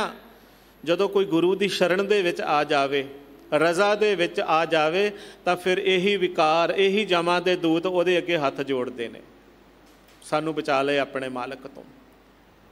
ਲੇਕਿਨ ਜਿਹੜਾ ਉਹਦੀ ਰਜ਼ਾ ਵਿੱਚ ਚੱਲ ਰਿਹਾ ਹੈ, ਜਿਹਨੇ ਗੁਰਮਤਿ ਦਾ ਜੀਵਨ ਜਿਹੜਾ ਹੈ, ਜੁਗਤ ਜਿਹੜੀ ਹੈ ਉਹ ਸਮਝ ਲਈ ਹੈ ਕਿ ਇਸ ਤਰ੍ਹਾਂ ਜ਼ਿੰਦਗੀ ਜਿਉਣੀ ਹੈ, ਇੱਦਾਂ ਜੀਵਨ ਸਫਲ ਹੋਣਾ ਹੈ, ਅਤੇ ਉਹ ਫਿਰ ਜਮਾਂ ਦੀ ਮਾਰ ਤੋਂ ਬਚ ਜਾਂਦਾ ਹੈ। ਦੂਜੇ ਭਾਉ ਦੇ ਵਿੱਚ ਪੈ ਕਰਕੇ ਜੀਵਨ ਬਤੀਤ ਕਰਨ ਵਾਲਾ ਹੋਰ ਦੇ ਭਾਉ ਦੇ ਵਿੱਚ ਲੱਗ ਕੇ ਆਪਣਾ ਜੀਵਨ ਜਿਉਣ ਵਾਲਾ ਜਿਹੜਾ ਹੈ, ਉਹਦੇ ਗਲ ਜਮਾਂ ਦੀ ਫਾਹੀ, ਵਿਕਾਰਾਂ ਦੀ ਫਾਂਸੀ ਜਿਹੜੀ ਹੈ ਪਈ ਹੀ ਰਹਿੰਦੀ ਹੈ। ਪਰ ਹਜ਼ੂਰ ਕਹਿੰਦੇ ਨੇ ਜਿਹਾ ਬੀਜੈ ਸੋ ਲੁਣੈ ਮੱਥੈ ਜੋ ਲਿਖਿਆਸ। ਬੰਦਾ ਇਹ ਨਿਜ਼ਮ ਹੈ, ਹਜ਼ੂਰ ਕਹਿੰਦੇ ਨੇ ਪਰਮਾਤਮਾ ਦਾ ਇਹ ਨਿਜ਼ਾਮ ਹੈ। ਉਹਨੇ ਨਿਜ਼ਮ ਬਣਾਇਆ ਹੈ ਕਿ ਜਿਸ ਤਰ੍ਹਾਂ ਜਿਸ ਜ਼ਮੀਨ ਦੇ ਵਿੱਚ ਜਿਹੋ ਜਿਹਾ ਬੀਜ ਬੀਜੀਏ, ਉਹੋ ਜਿਹਾ ਹੀ ਪੌਦਾ ਅਤੇ ਉਹੋ ਜਿਹਾ ਹੀ ਫਲ ਜਿਹੜਾ ਹੈ ਉਸ ਪੌਦੇ ਨੂੰ ਲੱਗਦਾ ਹੈ। ਜਿਹੜੀ ਫਸਲ ਬੀਜੀਏ ਉਹੀ ਫਸਲ ਉੱਗਦੀ ਹੈ ਅਤੇ ਉਹੀ ਕੱਟਣੀ ਪੈਂਦੀ ਹੈ। ਜਿਹਾ ਬੀਜੇ, ਜਿਹੋ ਜਿਹਾ ਬੀਜਾਂਗੇ ਸੋ ਲੁਣੇ। ਲੁਣੇ ਦਾ ਮਤਲਬ ਹੈ ਕੱਟਣਾ, ਵੱਢਣਾ। ਕਿਸਾਨ ਜ਼ਿਮੀਂਦਾਰ ਜਿਹੜੀ ਫਸਲ ਆਪਣੀ ਜ਼ਮੀਨ ਵਿੱਚ ਬੀਜਦਾ ਹੈ, ਉਹਨੂੰ ਉਹੀ ਕੱਟਣੀ ਪੈਂਦੀ ਹੈ। ਇਹ ਕਿਰਤ ਦਾ ਜਿਹੜਾ ਹੈ ਇਹ ਨਿਜ਼ਾਮ ਹੈ। ਮਹਾਰਾਜ ਨੇ ਸਾਨੂੰ ਸਮਝਾਇਆ ਹੈ, ਜ਼ਿੰਦਗੀ ਦੇ ਵਿੱਚ ਜਿਹੜਾ ਕੰਮ ਕਰੋਗੇ, ਖੇਤ ਸਰੀਰ ਜੋ ਬੀਜੀਏ ਸੋ ਅੰਤ ਖਲੋਆ ਆਏ। ਇਹ ਸਰੀਰ ਇੱਕ ਧਰਤੀ ਦੀ ਤਰ੍ਹਾਂ ਹੈ, ਇਹਦੇ ਵਿੱਚ ਜਿਹੜੇ ਕਰਮਾਂ ਦਾ ਬੀਜ ਬੀਜਾਂਗੇ ਉੱਦਾਂ ਦਾ ਹੀ ਫਲ ਮਿਲਣਾ ਹੈ। ਬਾਬਾ ਫਰੀਦ ਜੀ ਨੇ ਬੜਾ ਸੋਹਣਾ ਦ੍ਰਿਸ਼ਟਾਂਤ ਦਿੱਤਾ ਹੈ। ਕਹਿੰਦੇ ਇੱਕ ਜੱਟ, ਇੱਕ ਜ਼ਿਮੀਂਦਾਰ ਆਪਣੇ ਖੇਤ ਦੇ ਵਿੱਚ ਕਿੱਕਰ ਦੇ ਬੀਜ ਕਰਕੇ ਆਖੇ ਬਿਜੌਰ ਦੇਸ਼ ਦੀਆਂ ਦਾਖਾਂ ਉਹਨੂੰ ਮਿਲ ਜਾਣ, ਜਾਂ ਫਿਰ ਉਹ ਕਹਿੰਦੇ ਨੇ ਕਪਾਹ ਦੇ ਬੀਜ ਕਰਕੇ ਕਵੇ ਕਿ ਰੇਸ਼ਮ ਦੇ ਕੱਪੜੇ ਉਹਨੂੰ ਮਿਲ ਜਾਣ। ਨਹੀਂ, ਐਦਾਂ ਨਹੀਂ ਹੁੰਦਾ। ਫਰੀਦਾ ਲੋੜੇ ਦਾਖ ਬਿਜੂਰੀਆਂ, ਕਿੱਕਰ ਬੀਜੇ ਜੱਟ, ਹੰਡੇ ਉੱਨ ਕਤਾਏ ਦਾ ਪੈਂਦਾ ਲੋੜੇ ਪੱਟ। ਕਹਿੰਦੇ ਇਹ ਨਿਜ਼ਾਮ ਨਹੀਂ ਹੈ। ਨਿਜ਼ਾਮ ਇਹ ਹੈ, ਜਿਹੋ ਜਿਹਾ ਬੀਜ ਦੇ ਕਿੱਕਰ ਦੇ ਬੀਜ ਬੀਜੇ ਨੇ, ਕਿੱਕਰ ਦੇ ਪੌਦੇ ਉੱਗਣ ਕੇ ਅਤੇ ਕਿੱਕਰ ਦੇ ਪੌਦਿਆਂ ਨੂੰ, ਰੁੱਖਾਂ ਨੂੰ ਕੰਢੇ ਲੱਗਦੇ ਨੇ, ਬਿਜੌਰ ਦੇਸ਼ ਦੀਆਂ ਦਾਖਾਂ ਨਹੀਂ ਲੱਗਦੀਆਂ। ਮੰਦੇ ਕੰਮ ਕਰਕੇ, ਭੈੜੇ ਕੰਮ ਕਰਕੇ ਚੰਗੇ ਦੀ ਆਸ ਰੱਖੇ ਤੇ ਕਦੇ ਨਹੀਂ ਚੰਗਾ ਫਲ ਉਹਨੂੰ ਮਿਲ ਸਕਦਾ। ਮੰਦੇ ਕਰਮੀ ਨਾਨਕਾ ਜਤ ਕਤ। ਜਿੱਥੇ ਮਹਾਰਾਜ ਦਾ ਇਹ ਫੈਸਲਾ ਹੈ, ਜਿਹੜੇ ਕੰਮ ਕਰਾਂਗੇ, ਜਿਹੋ ਜਿਹੇ ਕਰਾਂਗੇ, ਉਹੋ ਜਿਹਾ ਹੀ ਫਲ ਜਿਹੜਾ ਹੈ ਜੀਵਨ ਦੇ ਵਿੱਚ ਜਤ ਕਤ ਮੰਦਾ ਹੋਏ, ਉਹੋ ਜਿਹਾ ਹੀ ਫਲ ਸਾਨੂੰ ਪ੍ਰਾਪਤ ਹੋਣਾ ਹੈ। ਇਸ ਵਾਸਤੇ ਇਹ ਬੜਾ ਸੋਹਣਾ ਗੁਰੂ ਸਾਹਿਬ ਜੀ ਨੇ ਸਾਨੂੰ ਉਪਦੇਸ਼ ਦਿੱਤਾ ਹੈ, ਆਪਣੇ ਕਰਮਾਂ ਨੂੰ ਸਹੀ ਕਰ ਲਈਏ। ਆਪਣੇ ਕਰਮਾਂ ਕਰਨ ਲੱਗਿਆਂ ਧਿਆਨ ਰੱਖੀਏ ਅਸੀਂ ਕਿਹੜੇ ਕਰਮਾਂ ਦਾ ਬੀਜ ਬੀਜ ਰਹੇ ਹਾਂ, ਚੰਗੇ ਕਰਮ ਨੇ ਜਾਂ ਬੁਰੇ ਕਰਮ ਨੇ, ਕਿਉਂਕਿ ਇਹਦਾ ਸਿਲਾ ਜਿਹੜਾ ਹੈ ਇਹ ਸਾਨੂੰ ਭੁਗਤਣਾ ਪੈਣਾ ਹੈ। ਇਹ ਕਰ ਕਰੇ ਸੋ ਇਹ ਕਰ ਪਾਏ, ਇਹ ਸਿਧਾਂਤ ਹੈ। ਜਿਨ੍ਹਾਂ ਕਰਮਾਂ ਦੇ ਵਿੱਚ ਕੋਈ, ਮਹਾਰਾਜ ਕਹਿੰਦੇ ਨੇ, ਵਡਿਆਈ ਨਹੀਂ ਹੈ, ਇੱਜ਼ਤ ਨਹੀਂ ਹੈ, ਹਜ਼ੂਰ ਕਹਿੰਦੇ ਨੇ ਉਹਨਾਂ ਨੂੰ ਛੱਡ ਦਿਓ, ਉਹਨਾਂ ਨੂੰ ਤਿਆਗ ਦਿਓ। ਜਿਨ੍ਹਾਂ ਕੰਮਾਂ ਦੇ ਵਿੱਚ ਕੋਈ ਵਡਿਆਈ ਨਹੀਂ ਹੈ। ਫਰੀਦਾ ਜਿੰਨੀ ਕਮੀ ਨਾਹੇ ਗੁਣ, ਤੇ ਕੰਮੜੇ ਵਿਸਾਰ, ਮਤ ਸ਼ਰਮਿੰਦਾ ਥੀ ਵਈ ਸਾਈਂ ਦੇ ਦਰਬਾਰ। ਕਿਤੇ ਸਾਈਂ ਦੀ ਦਰਗਾਹ ਦੇ ਵਿੱਚ ਸ਼ਰਮਿੰਦਾ ਹੋਣਾ ਪਵੇ ਆਪਣੇ ਭੈੜੇ ਕਰਮਾਂ ਦੇ ਕਰਕੇ, ਆਪਣੇ ਮੰਦੇ ਆਚਰਣ ਦੇ ਕਰਕੇ। ਭਾਵੇਂ ਕੋਈ ਸਾਧੂ ਹੈ, ਸੰਤ ਹੈ, ਕਿੱਦਾਂ ਦਾ ਉਹਨੇ ਬਸਤਰ ਪਾਏ ਨੇ, ਕੱਪੜੇ ਪਾਏ ਨੇ, ਚੋਲਾ ਪਾਇਆ ਹੈ, ਕਿੱਦਾਂ ਦਾ ਉਹਦਾ ਭੇਖ ਹੈ, ਪਹਿਰਾਵਾ ਹੈ, ਸਵਰੂਪ ਹੈ, ਕਰਮਾਂ ਦਾ ਫਲ ਜਿਹੜਾ ਹੈ ਉਹ ਕਦੇ ਵੀ ਬਿਰਥ ਨਹੀਂ ਜਾਂਦਾ ਜੇ, ਉਹਨੂੰ ਭੋਗਣਾ ਹੀ ਪੈਂਦਾ ਹੈ। ਗੁਰਬਾਣੀ ਦੇ ਅੰਦਰ ਉਹ ਦ੍ਰਿਸ਼ਟਾਂਤ ਦਿੱਤੇ ਨੇ ਜਿਨ੍ਹਾਂ ਦ੍ਰਿਸ਼ਟਾਂਤਾਂ ਨੂੰ ਭਗਤ ਤਰਲੋਚਨ ਜੀ ਦਾ ਸ਼ਬਦ ਪੜ੍ਹਾਂਗੇ ਤੇ ਉਹ ਕਹਿੰਦੇ ਨੇ ਦੁਕ੍ਰਿਤ ਸੁਕ੍ਰਿਤ ਹਾਰੋ ਕਰਮਰੀ। शिव जी के मत्थे के उपर उन्होंने उदाहरण दिती है कि चंद्रमा है पर उहदे कलंक नूं कोई मिटा नहीं सकिया। किद्दां दा भी मैं ज़्यादा विस्तार च ना जावां, ये सानू असी किस भी स्वरूप दे विच हाँ, किस भी रूप दे विच हाँ, किहो जिहा साडी जगह है, कर्मां दा फल जिहड़ा है वो भोगना ही पैंदा है। हजूर कहंदे ने इस करके सोच लियो, विचार लियो कोई भी काम करन तो पहलां कि ये काम करके सानू कोई वडियाई मिलनी है, सानू इज्जत मिलेगी कि सगों साडी बेपती होवेगी, क्योंकि ये साडे वस है। बोलां दा भी असर पैंदा है, बोलां दी भी तासीर हुंदी है। तत्ते ठंडे बोल हुंदे हन, शब्द हुंदे हन। कुछ शब्द कोई ऐसे बोलदा है जिहदे नाल ठंड पै जांदी है। गुरु दे शब्द नूं, गुरु दी बाणी नूं सुन करके, गुरु दी सिੱਖਿਆ नूं सुन करके ठंड पै जांदी है। छाती शीतल मन सुखी, संत गोबिंद गुण गाए, ठंडी हो जाती है। कुछ बोल ऐसे हुंदे ने जिन्हां दे नाल हिरदा सड़ जाता है, तप जाता है। बोल ही ने ना, जुबान तो एक बोले ने ना, आखे ने ना, उन्हां ही बोलां ने उसे जबान तो उपदेशात्मक बचन, छाती ठंडी करने वाले बचन छाती ठंडी करते ने, मन शांत करते ने। उस जुबान तो जे कोई कड़वे बोल बोलता है, उही बोल जेड़े ने उन्हां दी तसीर अगले नूं जला दिंदी है, साड़ दिंदी है। जिहो जिहा कर्म जिंदगी दे विच कीता जावे, जेहा बीजे सो लुणे कर्मा संदड़ा खेत। महाराज कहंदे ने ये कर्मा संदड़ा खेत है। हजूर ने इत्थे कहा जेहा बीजे सो लुणे मत्थे जो लिखियास, वो वड्ढना पैना है जिहड़ा जिंदगी दे विच कर्म कीता है। रैण विहाणी पछोताणी उठ चली गई निराश, जिदी जिंदगी रब्बी भाओ तो रहत दूजे भाओ दे विच बतीत हुंदी है। विषयां विकारां दे विच पै करके ख्वार हुंदी है। ਉਹ ਇਸਤਰੀ ਜੀਵ ਇਸਤਰੀ ਜਿਹੜੀ ਹੈ ਉਹਦੀ ਜ਼ਿੰਦਗੀ ਰੂਪੀ ਰਾਤ ਜਿਹੜੀ ਹੈ ਪਛਤਾਵਿਆਂ ਦੇ ਵਿੱਚ ਲੰਘਦੀ ਹੈ। ਜਿਹਨੇ ਮਾੜੇ ਕੰਮ ਕੀਤੇ ਹੋਣ ਨਾ, ਉਹਦੀ ਜ਼ਿੰਦਗੀ ਕਦੀ ਖੁਸ਼ਨੁਮਾ ਨਹੀਂ ਹੋ ਸਕਦੀ। ਪਛਤਾਵਿਆਂ ਦੇ ਵਿੱਚ ਪਹਿਲਾਂ ਕਰ ਲੈਂਦਾ ਹੈ ਬੰਦਾ ਮਾੜੇ ਕੰਮ, ਫਿਰ ਪਛਤਾਉਂਦਾ ਹੈ। ਕਈ ਤਾਂ ਪਛਤਾਉਂਦੇ ਵੀ ਨਹੀਂ, ਕਈ ਤਾਂ ਮੰਨਦੇ ਵੀ ਨਹੀਂ। ਮਹਾਰਾਜ ਨੇ ਕਿਹਾ ਆਪਣੀ ਗੱਲ ਨੂੰ ਹਮ ਔਗੁਣ ਭਰੇ ਏਕ ਗੁਣ ਨਾਹੀਂ, ਅੰਮ੍ਰਿਤ ਛਾੜ ਵਿਖੇ ਬਿਖ ਖਾਈ। ਗੱਲ ਮੰਨ ਲਈਏ, ਐਕਸੈਪਟ ਕਰ ਲਈਏ ਆਪਣੀਆਂ ਭੁੱਲਾਂ ਨੂੰ, ਆਪਣੀਆਂ ਗਲਤੀਆਂ ਨੂੰ, ਠੀਕ ਹੋ ਜਾਵੇਗਾ। ਪਰ ਅਸੀਂ ਕਰੀਏ ਹੀ ਨਾ ਤੇ ਕਿੱਦਾਂ ਠੀਕ ਹੋਵਾਂਗੇ। ਅਸੀਂ ਆਖੀਏ ਨਾ ਜੀ ਨਾ, ਅਸੀਂ ਤਾਂ ਬੜੇ ਚੰਗੇ ਹਾਂ, ਅਸੀਂ ਤਾਂ ਕਦੇ ਮੰਦਾ ਬੋਲ ਬੋਲਦੇ ਹੀ ਨਹੀਂ, ਅਸੀਂ ਤਾਂ ਮੰਦਾ ਕੰਮ ਕਰਦੇ ਹੀ ਨਹੀਂ, ਅਸੀਂ ਤਾਂ ਆਹ ਭੈੜ ਕਰਮ ਕਰਦੇ ਹੀ ਨਹੀਂ, ਸਾਡੇ ਜੀਵਨ ਵਿੱਚ ਕੋਈ ਕਰਮ ਨਹੀਂ ਹੈ। ਮਹਾਰਾਜ ਨੇ ਕਿਹਾ ਨਹੀਂ, ਹਮ ਅਵਗੁਣ ਭਰੇ। ਇੱਥੋਂ ਗੱਲ ਸ਼ੁਰੂ ਹੁੰਦੀ ਹੈ। जे परमार्थ का जीवन, सफल जीवन बतीत करना है तो फिर अवगुणा नूं एक्सैप्ट करन तो ही गल शुरू होंदी है, ये यात्रा शुरू होंदी है। तो महाराज कहते ने ਉਹਦੀ ਜ਼ਿੰਦਗੀ, ਉਸ ਇਸਤਰੀ ਦੀ ਜ਼ਿੰਦਗੀ ਜਿਹੜੀ ਜੀਵ ਇਸਤਰੀ ਦੀ ਜ਼ਿੰਦਗੀ ਦੀ ਰਾਤ ਜਿਹੜੀ ਹੈ, ਰੈਣ ਵਿਹਾਣੀ ਪਛਤਾਣੀ ਉੱਠ ਚੱਲੀ ਗਈ ਨਿਰਾਸ਼। ਜਿਹਨੇ ਜ਼ਿੰਦਗੀ 'ਚ ਕਦੇ ਚੰਗੇ ਕੰਮ ਨਾ ਕੀਤੇ ਹੋਣ, ਕਿਸੇ ਦਾ ਭਲਾ ਨਾ ਕੀਤਾ ਹੋਵੇ, ਵਿਸ਼ਿਆਂ ਵਿਕਾਰਾਂ ਦੇ ਵਿੱਚ ਪੈ ਕਰਕੇ ਰੱਬੀ ਯਾਦ ਤੋਂ ਹੀਣੇ ਹੋ ਕਰਕੇ ਵਿਕਾਰ ਵਿਕਰਮ ਕੁਕਰਮ ਕਰਦਿਆਂ ਹੋਇਆਂ ਜਿਹਨੇ ਆਪਣਾ ਜੀਵਨ ਬਤੀਤ ਕਰਦਾ ਹੈ ਕੀਤਾ ਹੈ, ਉਹ ਪਛਤਾਵਿਆਂ ਦੇ ਵਿੱਚ ਹੀ ਜਿਉਂਦਾ ਹੈ। ਇਸੇ ਤਰ੍ਹਾਂ ਹੀ ਉੱਠ ਕੇ ਚਲਿਆ ਜਾਂਦਾ ਹੈ। ਉੱਠ ਚੱਲੀ ਗਈ ਨਿਰਾਸ਼। ਮਾੜੇ ਕੰਮ ਕਰਕੇ ਕੋਈ ਖੁਸ਼ੀ ਨਹੀਂ, ਨਿਰਾਸ਼ਾ ਪੱਲੇ ਪੈਂਦੀ ਹੈ। ਨਿਰਾਸ਼ਤਾ ਵਾਲਾ ਜੀਵਨ ਹੈ ਇਹ। ਤੇ ਪਾਤਸ਼ਾਹ ਕਹਿੰਦੇ ਨੇ ਇਸ ਦੇ ਵਿਪਰੀਤ ਜਿਹਨੂੰ ਗੁਰੂ ਮਿਲਿਆ ਜ਼ਿੰਦਗੀ ਦੇ ਵਿੱਚ, ਜਿਨ ਕੋ ਸਾਧੂ ਭੇਟੀਐ ਸੋ ਦਰਗਾਹ ਹੋਏ ਖਲਾਸ, ਉਹ ਵਾਹਿਗੁਰੂ ਦੀ ਦਰਗਾਹ ਦੇ ਵਿੱਚ ਖਲਾਸ ਹੋ ਜਾਂਦਾ ਹੈ।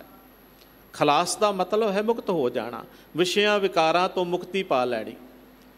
ਜਿਹਨੂੰ ਸਾਧੂ ਗੁਰੂ ਮਿਲ ਪਿਆ, ਜਿਹਨੇ ਸਾਧੂ ਗੁਰੂ ਦਾ ਪੱਲਾ ਪਕੜ ਲਿਆ, ਉਹ ਉਸ ਗੁਰੂ ਦਾ ਪੱਲਾ ਫੜ ਕਰਕੇ, ਉਸ ਗੁਰੂ ਦੇ ਅਨੁਸਾਰੀ ਹੋ ਕਰਕੇ, ਗੁਰੂ ਦੀ ਸਿੱਖਿਆ ਅਨੁਸਾਰ ਉਹ ਆਪਣੀ ਜ਼ਿੰਦਗੀ ਜਿਉ ਰਿਹਾ ਹੈ, ਜੀਵਨ ਬਤੀਤ ਕਰ ਰਿਹਾ ਹੈ, ਤਾਂ ਉਹ ਨਿਸ਼ਚੇ ਹੀ ਮੁਕਤ ਹੋਵੇਗਾ। ਸੋ ਦਰਗਹਿ ਹੋਏ ਖਲਾਸ, ਇਹਦੇ ਵਿੱਚ ਕੋਈ ਦੂਜੇ ਰਾਏ ਨਹੀਂ ਹੈ।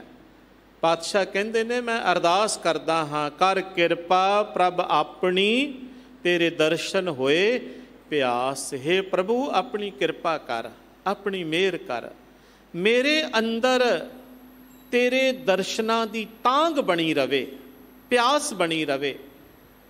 ਅਸੀਂ ਕਹਿੰਦੇ ਹਾਂ ਨਾ, ਕੋਈ ਵੀ ਦੁਨੀਆ ਦੇ ਵਿੱਚ ਦੁਨਿਆਵੀ ਭੁੱਖ ਹੈ, ਉਹ ਚੀਜ਼ ਮਿਲ ਜਾਵੇ ਤੇ ਭੁੱਖ ਦੂਰ ਹੋ ਜਾਂਦੀ ਹੈ। ਪਾਣੀ ਦੀ ਪਿਆਸ ਹੈ, ਪਾਣੀ ਪੀ ਲਈਏ ਤੇ ਪਿਆਸ ਮੁੱਕ ਜਾਂਦੀ ਹੈ। ਪਰ ਵਾਹਿਗੁਰੂ ਦੇ ਦਰਸ਼ਨਾਂ ਦੀ ਇਹ ਪਿਆਸ ਮੁੱਕਣ ਵਾਸਤੇ ਨਹੀਂ ਹਜ਼ੂਰ ਕਹਿੰਦੇ, ਇਹ ਕਹਿੰਦੇ ਬਣੀ ਰਵੇ ਮੇਰੇ ਅੰਦਰ, ਬਸ ਆਹੀ ਪਿਆਸ ਬਣੀ ਰਹੇ। ਇਸ ਗੱਲ ਨੂੰ ਸਮਝਿਓ, ਮੈਨੂੰ ਕੋਈ ਤ੍ਰਿਸ਼ਨਾ ਦੀ ਭੁੱਖ ਨਾ ਲੱਗੇ, ਦੁਨਿਆਵੀ ਧਨ ਪਦਾਰਥ ਵਸਤੂਆਂ ਵਿਸ਼ਿਆਂ ਵਿਕਾਰਾਂ ਦੇ ਪਿੱਛੇ ਨਾ ਮੈਂ ਲੱਗਿਆ ਫਿਰਾਂ। ਕਰ ਕਿਰਪਾ ਪ੍ਰਭ ਆਪਣੀ, ਹੈ ਪ੍ਰਭੂ ਆਪਣੀ ਕਿਰਪਾ ਕਰ। ਮੇਰੇ ਅੰਦਰ ਜੇ ਕੋਈ ਤਾਂਘ ਪੈਦਾ ਹੋਵੇ ਤਾਂ ਫਿਰ ਤੇਰੇ ਦਰਸ਼ਨਾਂ ਦੀ ਹੀ ਹੋਵੇ। ਇਹੀ ਮੇਰੀ ਅਰਦਾਸ ਹੈ। ਤੇਰੇ ਦਰਸ਼ਨ ਹੋਏ ਪਿਆਸ, ਤੇਰੇ ਦਰਸ਼ਨਾਂ ਦੀ ਤਾਂਘ ਅੰਦਰ ਬਣੀ ਰਵੇ। ਇਹੀ ਪਿਆਸ ਮੇਰੇ ਅੰਦਰ। ਦਰਸ਼ਨ ਦੇਖ ਜੀਵਾਂ ਗੁਰ ਤੇਰਾ, ਪੂਰਨ ਕਰਮ ਹੋਏ ਪ੍ਰਭ ਮੇਰਾ। ਇਹ ਬੇਨੰਤੀ ਸੁਣ ਪ੍ਰਭ ਮੇਰੇ, ਦੇਹ ਨਾਮ ਕਰ ਆਪਣੇ ਚਿਹਰੇ। ਬਸ ਇਹੀ ਮੈਂ ਅਰਦਾਸ ਕਰਦਾ ਹਾਂ, ਇਸ ਨਾਲੋਂ ਵੱਡੀ ਹੋਰ ਕੋਈ ਅਰਦਾਸ ਨਹੀਂ ਜੇ। ਪਾਤਸ਼ਾਹ ਕਹਿੰਦੇ ਅਗਲੀ ਪੰਕਤੀ 'ਚ, ਪ੍ਰਭ ਤੁਧ ਬਿਨ ਦੂਜਾ ਕੋ ਨਹੀਂ, ਨਾਨਕ ਕੀ ਅਰਦਾਸ। ਮੇਰੀ ਤੇ ਤੇਰੇ ਅੱਗੇ ਹੀ ਅਰਦਾਸ ਹੈ, ਤੇਰੇ ਤੋਂ ਬਿਨਾ ਹੋਰ ਕੋਈ ਦੂਜਾ ਨਹੀਂ ਹੈ। ਆ ਪਰਪੱਕਤਾ ਆਪਣੇ ਮਨ 'ਚ ਪੈਦਾ ਕਰ ਲਈਏ, ਆ ਭਰੋਸਾ, ਆ ਵਿਸ਼ਵਾਸ ਆਪਣੇ ਅੰਦਰ ਬਣਾ ਲਈਏ। ਤੂੰ ਮੇਰੋ ਮੇਰ ਪਰਬਤ ਸੁਆਮੀ, ਓਟ ਗਹੀ ਮੈਂ ਤੇਰੀ, ਨਾ ਤੁਮ ਡੋਲੋ ਨਾ ਹਮ ਗਿਰਤੇ, ਰੱਖ ਲੀਨੀ ਹਰ ਮੇਰੀ। ਮੇਰੇ ਵਾਸਤੇ ਮੇਰਾ ਪਹਾੜ ਵਰਗਾ ਆਸਰਾ ਤੂੰ ਹੈ। ਤੂੰ ਮੇਰੋ ਮੇਰ ਪਰਬਤ ਸੁਆਮੀ, ਕੋਈ ਛੋਟਾ ਮੋਟਾ ਆਸਰਾ ਨਹੀਂ ਹੈ ਮੇਰਾ ਪ੍ਰਮਾਤਮਾ, ਪਹਾੜ ਜਿੱਡਾ ਹੈ ਉਹਦਾ ਆਸਰਾ ਮੇਰੇ ਲਈ। ਮੈਂ ਤੇਰੀ ਓਟ ਗਹੀ ਮੈਂ ਤੇਰੀ, ਮੈਂ ਤੇਰਾ ਆਸਰਾ ਲਿਆ ਹੈ। ਪ੍ਰਭ ਜੀ ਤੂੰ ਮੇਰੇ ਪ੍ਰਾਣ ਆਧਾਰੇ, ਤੂੰ ਮੇਰੇ ਪ੍ਰਾਣਾਂ ਦਾ ਆਧਾਰ ਹੈ। ਇੱਦਾਂ ਦੀ ਭਾਵਨਾ ਬਣਾ ਕੇ ਵਾਹਿਗੁਰੂ ਦੇ ਚਰਨਾਂ ਦੇ ਵਿੱਚ ਅਰਦਾਸ ਕਰੀਏ। ਹਜ਼ੂਰ ਕਹਿੰਦੇ ਨੇ ਮੇਰੀ ਤੇਰੇ ਅੱਗੇ ਹੀ ਅਰਦਾਸ ਹੈ, ਕਿਉਂਕਿ ਮੈਨੂੰ ਪਤਾ ਹੈ ਕਿ ਤੇਰੇ ਤੋਂ ਵੱਡਾ ਹੋਰ ਸੰਸਾਰ ਦੇ ਵਿੱਚ ਕੋਈ ਨਹੀਂ ਹੈ। ਜੇ ਤੇਰੇ ਜਿਹਾ ਵੀ ਕੋਈ ਹੋਵੇ ਤਾਂ ਵੀ ਅਰਦਾਸ ਕਰੀਏ, ਪਰ ਤੇਰੇ ਵਰਗਾ ਹੈ ਹੀ ਕੋਈ ਨਹੀਂ ਦੂਸਰਾ। ਤੁਧ ਨੂੰ ਛੋੜ ਜਾਈਏ ਪ੍ਰਭ ਕਹਿ ਧਰ, ਆਨ ਨਾ ਬੀਆ ਤੇਰੀ ਸਮਸਰ। ਤੇਰੀ ਸਮਸਰ, ਤੇਰੀ ਬਰਾਬਰੀ ਵਾਲਾ ਦੁਨੀਆ ਦੇ ਅੰਦਰ ਹੋਰ ਦੂਜਾ ਕੋਈ ਨਹੀਂ ਹੈ। ਇਸ ਕਰਕੇ ਮੇਰੀ ਤੇਰੇ ਚਰਨਾਂ ਦੇ ਵਿੱਚ ਅਰਦਾਸ ਹੈ। ਤੇ ਅਖੀਰਲੀ ਪੰਕਤੀ 'ਚ ਮਹਾਰਾਜ ਕਹਿੰਦੇ ਨੇ, ਆਸਾੜ ਸੁਹੰਦਾ ਤਿਸ ਲੱਗੈ, ਜਿਸ ਮਨ ਹਰ ਚਰਨ ਨਿਵਾਸ। ਆਹਾੜ ਦਾ ਮਹੀਨਾ, ਇਹ ਤਪਦਾ ਹੋਇਆ ਵੀ ਮਹੀਨਾ ਜਿਹੜਾ ਹੈ, ਹਜ਼ੂਰ ਕਹਿੰਦੇ ਨੇ ਉਹਨਾਂ ਦੇ ਲਈ ਸੁਹਾਵਣਾ ਬਣ ਜਾਂਦਾ ਹੈ। ਸੁਹੰਦੇ ਦਾ ਮਤਲਬ ਹੈ ਸੁਹਾਵਣਾ। ਜਿਸ ਮਨ ਹਰ ਚਰਨ ਨਿਵਾਸ, ਜਿਹਦੇ ਮਨ ਦੇ ਵਿੱਚ ਹਰੀ ਚਰਨਾਂ ਦਾ ਵਾਸਾ ਹੋ ਗਿਆ, ਜਿਹਦੇ ਅੰਦਰ ਵਾਹਿਗੁਰੂ ਦੀ ਸਿਫਤ ਸਲਾਹ ਵਸ ਗਈ, ਉਹਦੇ ਲਈ ਇਹ ਸੁਹਾਵਣਾ ਬਣ ਗਿਆ। ਅੱਜ ਬਹੁਤ ਹੀ ਵੱਡਾ ਮੁਬਾਰਕ ਪਵਿੱਤਰ ਪਾਵਨ ਦਿਹਾੜਾ ਹੈ। ਮੀਰੀ ਪੀਰੀ ਦੇ ਮਾਲਕ ਧੰਨ ਗੁਰੂ ਹਰਗੋਬਿੰਦ ਸਾਹਿਬ ਸੱਚੇ ਪਾਤਸ਼ਾਹ ਜੀ। ਸਾ ਧਰਤੀ ਪਈ ਹਰਿਆਵਲੀ, ਜਿੱਥੇ ਮੇਰਾ ਸਤਿਗੁਰ ਬੈਠਾ ਆਏ, ਸੇ ਜੰਤ ਭਏ ਹਰਿਆਵਲੇ। ਜਿਨੀ ਮੇਰਾ ਸਤਿਗੁਰ ਦੇਖਿਆ ਜਾਏ, ਧੰਨ ਧੰਨ ਪਿਤਾ ਧੰਨ ਧੰਨ ਕੁਲ, ਧੰਨ ਧੰਨ ਸੋ ਜਨਨੀ ਜਿਨ ਗੁਰੂ ਜਣਿਆ ਮਾਏ। ਧੰਨ ਧੰਨ ਗੁਰੂ ਜਿਨ ਨਾਮ ਅਰਾਧਿਆ ਆਪ ਤਰਿਆ, ਜਿਨ੍ਹਾਂ ਡਿੱਠਾ ਤਿੰਨਾਂ ਲਏ ਛਡਾਏ।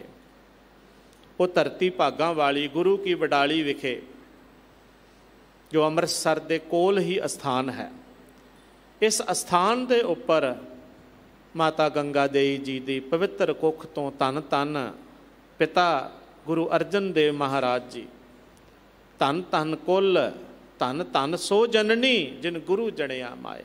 ਭਾਗਾਂ ਭਰੇ ਅੱਜ ਦੇ ਪਵਿੱਤਰ ਦਿਹਾੜੇ 'ਤੇ ਸਤਿਗੁਰਾਂ ਨੇ ਗੁਰੂ ਕੀ ਵਡਾਲੀ ਵਿਖੇ ਪ੍ਰਕਾਸ਼ ਧਾਰਨ ਕੀਤਾ। ਸਤਿਗੁਰੂ ਗੁਰੂ ਅਰਜਨ ਦੇਵ ਪਿਤਾ ਮਹਾਰਾਜ ਜੀ ਪ੍ਰਚਾਰਕ ਦੌਰਿਆਂ 'ਤੇ ਸਨ। ਉਸ ਵੇਲੇ ਜਦੋਂ ਉਹਨਾਂ ਦੇ ਗ੍ਰਹਿ ਵਿਖੇ ਸਾਹਿਬਜ਼ਾਦੇ ਦਾ ਪ੍ਰਕਾਸ਼ ਹੋਇਆ, ਸਤਿਗੁਰਾਂ ਨੇ ਕੀ ਕੀਤਾ? ਦੇਖੋ, ਇਤਿਹਾਸ ਕਹਿੰਦਾ ਹੈ ਲੰਬੇ ਸਮੇਂ ਤੋਂ ਬਾਅਦ ਪੁੱਤਰ ਦਾ ਘਰ ਦੇ ਵਿੱਚ ਜਨਮ ਹੋਇਆ ਹੈ। ਹਰ ਮਾਤਾ ਦੀ, ਹਰ ਪਿਤਾ ਦੀ ਇਹ ਚਿਰੀ ਖਾਹਿਸ਼ ਹੁੰਦੀ ਹੈ ਉਹਦੇ ਘਰ ਪੁੱਤਰ ਹੋਵੇ, ਉਹਦੇ ਘਰ ਧੀ ਹੋਵੇ, ਔਲਾਦ ਹੋਵੇ। ਮਾਂ ਆਪਣੀ ਕੁੱਖ ਨੂੰ ਉਦੋਂ ਸਫਲ ਸਮਝਦੀ ਹੈ ਜਦੋਂ ਉਹਦੀ ਕੁੱਖ ਜਿਹੜੀ ਹੈ ਧੀ ਪੁੱਤਰ ਨੂੰ ਜਨਮ ਦਿੰਦੀ ਹੈ, ਤਾਂ ਉਹ ਮਾਂ ਬਣਦੀ ਹੈ। ਗੁਰੂ ਮਹਾਰਾਜ ਜੀ ਦਾ ਜੀਵਨ ਜਦੋਂ ਅਸੀਂ ਪੜ੍ਹਦੇ ਹਾਂ, ਵਾਚਦੇ ਹਾਂ, ਸਤਿਗੁਰੂ ਨੇ ਉੱਥੇ ਸ਼ੁਕਰਾਨੇ ਦਾ ਸ਼ਬਦ ਉਚਾਰਨ ਕੀਤਾ ਹੈ। ਸਤਿਗੁਰ ਸਾਚੇ ਦੀਆ ਭੇਜ, ਚਿਰ ਜੀਵਨ ਉਪਜਿਆ ਸੰਜੋਗ, ਉਧਰੇ ਮਾਹੇ ਆਏ ਕੀਆ ਨਿਵਾਸ, ਮਾਤਾ ਕੈ ਮਨ ਬਹੁਤ ਵਿਗਾਸ, ਜੰਮਿਆ ਪੂਤ ਭਗਤ ਗੋਬਿੰਦ ਕਾ। ਇਸ ਤੋਂ ਪਹਿਲਾਂ ਪੰਕਤੀ ਹੈ, ਦਸੀ ਮਾਸੀ ਹੁਕਮ ਬਾਲਕ ਜਨਮ ਲਿਆ, ਮਿਟਿਆ ਸੋਗ ਮਹਾ ਆਨੰਦ ਥੀਆ। ਬੇਸ਼ੱਕ ਇਹ ਬੜੇ ਉੱਚੇ ਤੇ ਪਰਮਾਰਥ ਦੇ ਅੰਦਰ ਦੇ ਭਾਵਨਾਵਾਂ ਜਿਹੜੀਆਂ ਵਾਹਿਗੁਰੂ ਦੀ ਕਿਰਪਾ ਦੇ ਨਾਲ ਪੈਦਾ ਹੁੰਦੀਆਂ, ਗਿਆਨ ਅੰਦਰ ਪ੍ਰਗਟ ਹੁੰਦਾ ਹੈ, ਇਹ ਉੱਚੀਆਂ ਸੁੱਚੀਆਂ ਮਹਾਨ ਭਾਵਾਂ ਵਾਲੇ ਇਹ ਸ਼ਬਦ ਨੇ। ਪਰ ਕੁਝ ਸ਼ਬਦ ਐਸੇ ਨੇ ਜਿਨ੍ਹਾਂ ਦਾ ਇਤਿਹਾਸ ਦੇ ਨਾਲ ਸੰਬੰਧ ਹੈ।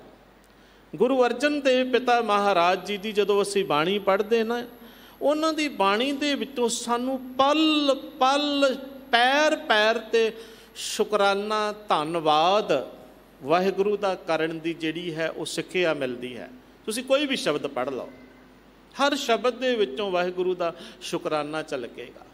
ਉਹਨਾਂ ਨੇ ਸਾਨੂੰ ਦੱਸਿਆ ਹੈ, ਘਰ ਵਿੱਚ ਧੀ ਹੋਵੇ, ਪੁੱਤਰ ਹੋਵੇ, ਘਰ ਵਿੱਚ ਕੋਈ ਵੀ ਖੁਸ਼ੀ ਹੋਵੇ, ਕਿਸੇ ਵੀ ਤਰ੍ਹਾਂ ਦਾ ਕੋਈ ਕੰਮ ਕਾਜ ਦਾ, ਕੋਈ ਕਾਰੋਬਾਰ ਦਾ, ਧਨ ਪਦਾਰਥ, ਕੋਈ ਦੁਨਿਆਵੀ ਖੁਸ਼ੀ ਹੋਈ ਹੈ, ਵਾਹਿਗੁਰੂ ਨੇ ਬਖਸ਼ੀ। ਇਹ ਸਾਰੀਆਂ ਦਾਤਾਂ, ਇਹ ਸਾਰੀਆਂ ਬਖਸ਼ਿਸ਼ਾਂ ਉਸ ਮਾਲਕ ਦੀਆਂ ਨੇ। ਤੇ ਸਿੱਖ ਦਾ, ਮਨੁੱਖ ਦਾ ਧਰਮ ਹੈ ਕਿ ਉਸ ਦਾ ਪਹਿਲੋਂ ਸ਼ੁਕਰਾਨਾ ਕਰੇ, ਧੰਨਵਾਦ ਕਰੇ। ਸਤਿਗੁਰੂ ਨੇ ਕਿਹਾ, ਸਤਿਗੁਰ ਸਾਚੇ ਦੀਆ ਭੇਜ, ਸਾਚੇ ਸਤਿਗੁਰੂ ਨੇ ਭੇਜਿਆ ਹੈ, ਇਹਦੇ ਵਿੱਚ ਕੋਈ ਦੂਜੇ ਰਾਏ ਨਹੀਂ। ਹਜ਼ੂਰ ਦੇ ਕੋਲ ਮਾਤਾ ਗੰਗਾ ਜੀ ਨੇ ਬੇਨਤੀ ਕੀਤੀ ਸੀ, ਆਪ ਜੀ ਸਾਰੀ ਦੁਨੀਆ ਨੂੰ ਧਨ ਪਦਾਰਥ ਤੁਹਾਡੇ ਕੋਲ ਅਰਦਾਸਾਂ ਕਰਦੇ ਨੇ ਲੋਕ ਆ ਕਰਕੇ, ਤੁਸੀਂ ਸਭ ਦੀਆਂ ਝੋਲੀਆਂ ਭਰਦੇ ਹੋ, ਮੇਰੀ ਝੋਲੀ ਵੀ ਭਰੋ। ਜਦੋਂ ਉਹਨਾਂ ਦੀ ਜਠਾਣੀ ਬੀਬੀ ਕਰਮੋ ਨੇ, ਜਿਹੜੇ ਅਕਸਰ ਉਹਨਾਂ ਨੂੰ ਤਾਨੇ ਮਾਰਦੇ ਸਨ ਕਿ ਉਹਨਾਂ ਦੀ ਕੁੱਖ ਜਿਹੜੀ ਹੈ ਸਫਲੀ ਨਹੀਂ ਹੈ, ਉਹਨਾਂ ਨੂੰ ਕਹਿੰਦੇ ਸਨ, ਉਹਨਾਂ ਦਾ ਪੁੱਤਰ ਸੀ ਮਿਹਰਬਾਨ ਵੱਡੇ ਭਰਾਤਾ ਪ੍ਰਿਥੀ ਚੰਦ ਜੀ ਦਾ। ਪਹਿਲਾਂ ਤੇ ਉਹ ਗੁਰਤਾ ਗੱਦੀ ਵਾਸਤੇ ਯਤਨ ਕਰਦੇ ਰਹੇ। 18 ਸਾਲ ਦੀ ਉਮਰ ਵਿੱਚ ਗੁਰੂ ਅਰਜਨ ਦੇਵ ਪਿਤਾ ਮਹਾਰਾਜ ਜੀ ਗੁਰਤਾ ਗੱਦੀ ਤੇ ਬਿਰਾਜਮਾਨ ਹੋਏ। ਉਦੋਂ ਤੋਂ ਲੈ ਕੇ ਲੰਬੇ ਸਮੇਂ ਤੱਕ ਉਹ ਇਹੀ ਤਾਨਾ ਮਾਰਿਆ ਕਰਦੇ ਸਨ। ਪ੍ਰਿਥੀ ਚੰਦ ਜੀ ਆਪਣੀ ਘਰ ਵਾਲੀ ਬੀਬੀ ਕਰਮੋ ਨੂੰ ਸਮਝਾਉਂਦੇ ਸਨ, ਜਦੋਂ ਉਹਨਾਂ ਨੇ ਜੱਦੋ ਜਹਿਦ ਕਰ ਲਈ, ਵਕੀਲੀਆਂ ਕਰ ਲੀਆਂ ਗੁਰਤਾ ਗੱਦੀ ਪ੍ਰਾਪਤ ਕਰਨ ਵਾਸਤੇ, ਉਹ ਆਪਣੇ ਹੱਥ ਕੰਡਿਆਂ ਨੂੰ ਵਰਤ ਕੇ ਸਫਲ ਨਾ ਹੋ ਸਕੇ, ਤੇ ਉਹਨੇ ਇਹ ਤਸੱਲੀ ਦੇ ਕੇ ਆਪਣੀ ਘਰ ਵਾਲੀ ਨੂੰ, ਜਿਹੜੀ ਉਹਨੂੰ ਜਲੀਆਂ ਕਟੀਆਂ, ਉਹਨਾਂ ਨੂੰ ਸੁਣਾਉਂਦੀ ਸੀ ਕਿ ਭਾਗਾਂ ਵਾਲੀਏ, ਕੋਈ ਨਹੀਂ, ਮਾਲ ਹੈ ਸਾਡਾ, ਅਸਾਂ ਹੈ ਲੈਣਾ, ਨਾ ਇਹਦਾ ਪੁੱਤ, ਨਾ ਧੀ, ਨਾ ਸਾਕ, ਨਾ ਸੈਣਾ, ਨਾ ਇਹਦਾ ਪੁੱਤਰ, ਨਾ ਇਹਦੀ ਧੀ, ਨਾ ਕੋਈ ਸਾਕ। ਉਹ ਕਹਿੰਦੇ ਸਨ ਇਹ ਗੁਰਤਾ ਗੱਦੀ ਮਾਲ ਹੈ। ਉਹਨਾਂ ਦੀ ਦੁਨਿਆਵੀ ਅੱਖ ਜਿਹੜੀ ਸੀ ਨਾ, ਉਹ ਦੁਨਿਆਵੀ ਅੱਖ ਦੇ ਵਿੱਚ ਦੁਨਿਆਵੀ ਮਾਲ ਮੱਤਾ ਹੀ ਜਿਹੜਾ ਸੀ, ਇਸ ਨੂੰ ਗੁਰਤਾ ਗੱਦੀ ਨੂੰ ਸਮਝਦੇ ਸਨ। ਜਿੱਦਾਂ ਅਸੀਂ ਵੀ ਗੁਰੂ ਘਰ ਨੂੰ ਦੁਨਿਆਵੀ ਹੀ ਤੌਰ ਦੇ ਉੱਪਰ ਦੇਖੀਏ, ਤੇ ਅਸੀਂ ਇਹ ਨਾ ਜਾਣੀਏ ਕਿ ਇਹ ਤਾਂ ਬੜੀ ਵੱਡੀ ਪਰਮਾਰਥ ਦਾ ਘਰ ਹੈ। ਅਸੀਂ ਤੇ ਕੇਵਲ ਧਨ ਪਦਾਰਥਾਂ ਦੀਆਂ ਅਰਦਾਸਾਂ ਤੱਕ ਹੀ ਸੀਮਤ ਹੋ ਕੇ ਰਹਿ ਜਾਂਦੇ ਹਾਂ, ਪਰ ਇੱਥੋਂ ਬੜੀ ਵੱਡੀ ਜੀਵਨ ਜਾਂਚ ਦਾ ਖਜ਼ਾਨਾ ਪ੍ਰਾਪਤ ਹੁੰਦਾ ਹੈ। ਇਹ ਬਹੁਤ ਅਗਾਂਹ ਦੀ ਗੱਲ ਹੈ, ਕਿਸੇ ਵਿਰਲੇ ਨੂੰ ਹੀ, ਭਾਗਾਂ ਵਾਲੇ ਨੂੰ ਹੀ ਸਮਝ ਆਉਂਦੀ ਹੈ ਗੁਰੂ ਘਰ ਕੀ ਹੈ। ਬਹੁਤਿਆਂ ਦੀ ਦ੍ਰਿਸ਼ਟੀ ਪ੍ਰਿਥੀ ਚੰਦ ਵਰਗੀ ਹੀ ਹੈ, ਧਨ ਪਦਾਰਥਾਂ ਸੋਨੇ ਚਾਂਦੀ ਤੇ ਪੈਸਿਆਂ ਤੱਕ ਹੀ ਸੀਮਤ ਹੁੰਦੀ ਹੈ। ਅਗਲੀ ਗੱਲ ਜਿਹੜੀ ਹੈ ਉਹ ਬਹੁਤ ਘੱਟ ਸਮਝਦੇ ਨੇ ਕਿ ਇੱਥੋਂ ਕਿਹੜੀ ਗੱਲ ਮਿਲਦੀ ਹੈ, ਕਿਹੜਾ ਸੰਤੋਖ ਮਿਲਦਾ ਹੈ, ਕਿਹੜੀ ਸ਼ਾਂਤੀ ਮਿਲਦੀ ਹੈ ਜਿਹੜੀ ਜੀਵਨ ਨੂੰ ਐਨ ਠੰਡਿਆਂ ਠਾਰ ਕਰ ਦਿੰਦੀ ਹੈ। ਜੀਵਨ ਦੀਆਂ ਸਾਰੀਆਂ ਭੁੱਖਾਂ ਤਪਸ਼ ਇਹ ਸਭ ਮਿਟ ਜਾਂਦੀਆਂ ਨੇ ਜੇ ਗੁਰੂ ਦੀ ਬਾਣੀ ਦੇ ਨਾਲ, ਗੁਰੂ ਦੇ ਸ਼ਬਦ ਦੇ ਨਾਲ, ਵਾਹਿਗੁਰੂ ਦੇ ਨਾਮ ਦੇ ਨਾਲ ਜੁੜ ਜਾਈਏ ਤੇ ਉਹ ਦਾਤ ਇੱਥੋਂ ਪ੍ਰਾਪਤ ਹੁੰਦੀ ਹੈ। ਗੁਰੂ ਘਰ ਦੇ ਵਿੱਚ ਰਹਿ ਕਰਕੇ ਵੀ ਪ੍ਰਿਥੀ ਚੰਦ ਸਮਝ ਨਾ ਸਕਿਆ ਕਿ ਉਹ ਦਾਤ ਜਿਹੜੀ ਹੈ ਮੈਂ ਆਪਣੇ ਪਿਤਾ ਗੁਰੂ ਰਾਮਦਾਸ ਜੀ ਦੇ ਕੋਲੋਂ ਪ੍ਰਾਪਤ ਕਰਨੀ। ਉਹਦੀ ਨਜ਼ਰ ਜਿਹੜੀ ਸੀ ਦੁਨਿਆਵੀ ਪਦਾਰਥਾਂ ਦੇ ਉੱਪਰ ਹੀ ਰਹੀ। ਗੁਰਤਾ ਗੱਦੀ ਨੂੰ ਉਹ ਇਸੇ ਦਾ ਵਸੀਲਾ ਸਮਝਣ ਲੱਗ ਪਏ ਸਨ। ਇਸੇ ਕਰਕੇ ਇਤਿਹਾਸਕਾਰਾਂ ਨੇ ਲਿਖਿਆ ਕਿ ਉਹ ਆਪਣੀ ਘਰਵਾਲੀ ਨੂੰ ਕਹਿੰਦੇ ਸਨ, ਮਾਲ ਹੈ ਸਾਡਾ, ਅਸਾਂ ਹੈ ਲੈਣਾ। ਇਹ ਮਾਲ ਜੋ ਕੁਝ ਵੀ ਵੇਖਦੀਆਂ ਨਾ, ਧਨ ਦੌਲਤ ਗੁਰੂ ਘਰ ਦੇ ਵਿੱਚ, ਇਹ ਸਾਡਾ ਮਾਲ ਹੈ, ਇਹ ਅਸਾਂ ਹੀ ਲੈਣਾ ਹੈ, ਤੂੰ ਚਿੰਤਾ ਨਾ ਕਰ। ਨਾ ਇਹਦਾ ਪੁੱਤ, ਨਾ ਧੀ, ਨਾ ਸਾਕ, ਨਾ ਸੈਣਾ। ਗੁਰੂ ਅਰਜਨ ਦੇਵ ਮਹਾਰਾਜ ਜੀ ਮਾਤਾ ਗੰਗਾ ਜੀ ਦੀ ਬਾਬਤ ਆਖਦੇ ਸਨ, ਇਹਨਾਂ ਦਾ ਪੁੱਤਰ ਨਹੀਂ ਹੈ ਘਰ ਦੇ ਵਿੱਚ, ਅੱਗੇ ਨਹੀਂ ਹੈ, ਇਹ ਸਾਡੇ ਕੋਲ ਹੀ ਆਉਣਾ। ਤੇਰਾ ਪੁੱਤਰ ਮਿਹਰਬਾਨ ਦਿਓ, ਜੇ ਮੈਂ ਨਹੀਂ ਬਣ ਸਕਿਆ ਤੇ ਤੇਰਾ ਪੁੱਤਰ ਗੁਰਤਾ ਗੱਦੀ ਦੇ ਉੱਪਰ ਬੈਠੇਗਾ, ਆਖਦੇ ਸਨ। ਇੱਕ ਦਿਨ ਤੇ ਹੱਦ ਹੀ ਕਰ ਦਿੱਤੀ ਸੀ, ਜਿਸ ਦਿਨ ਇਹ ਕਹਿ ਦਿੱਤਾ ਸੀ ਕੇਸਾਂ ਨੂੰ ਹਰੇ ਕਰਦਿਆਂ ਮਾਤਾ ਗੰਗਾ ਜੀ ਦੇ ਕੋਲੋਂ ਪਾਣੀ ਦੇ ਜਲ ਦੇ ਛਿੱਟੇ ਪੈ ਗਏ ਤੇ ਜਲੀਆਂ ਕੱਟੀਆਂ ਸੁਣਾ ਦਿੱਤੀਆਂ। ਆਖਣ ਲੱਗੀ, ਆਪਣੇ ਕੁੱਖ ਤਾਂ ਸਫਲ ਨਹੀਂ ਹੈ, ਆਪਣੇ ਘਰ ਤਾਂ ਔਲਾਦ ਨਹੀਂ ਹੈ, ਮੇਰਾ ਵੀ ਸਤਿਆਨਾਸ਼ ਕਰਨਾ ਹੈ। ਇਤਿਹਾਸ ਕਹਿੰਦਾ ਹੈ, ਕਹਿੰਦੇ ਨੇ ਮਾਤਾ ਜੀ ਨੇ ਬੇਨਤੀ ਕੀਤੀ। ਹਜ਼ੂਰ ਨੇ ਆਖਿਆ, ਗੰਗੇ, ਗੁਰੂ ਨਾਨਕ ਦੇ ਘਰ ਦੇ ਵਿੱਚ ਇੱਕੋ ਹੀ ਰਸਤਾ ਹੈ ਵਾਹਿਗੁਰੂ ਦੇ ਕੋਲ ਦਾਤ ਦੀ ਪ੍ਰਾਪਤੀ ਦਾ, ਕਿਉਂਕਿ ਦਾਤਾਂ ਦੇਣ ਵਾਲਾ ਦੱਦਾ ਦਾਤਾ ਏਕ ਹੈ, ਸਭ ਕੋ ਦੇਵਨਹਾਰ। ਉਹੀ ਪ੍ਰਮਾਤਮਾ ਹੀ ਹੈ ਸਾਰਿਆਂ ਨੂੰ ਦਾਤਾਂ ਦੇਣ ਵਾਲਾ।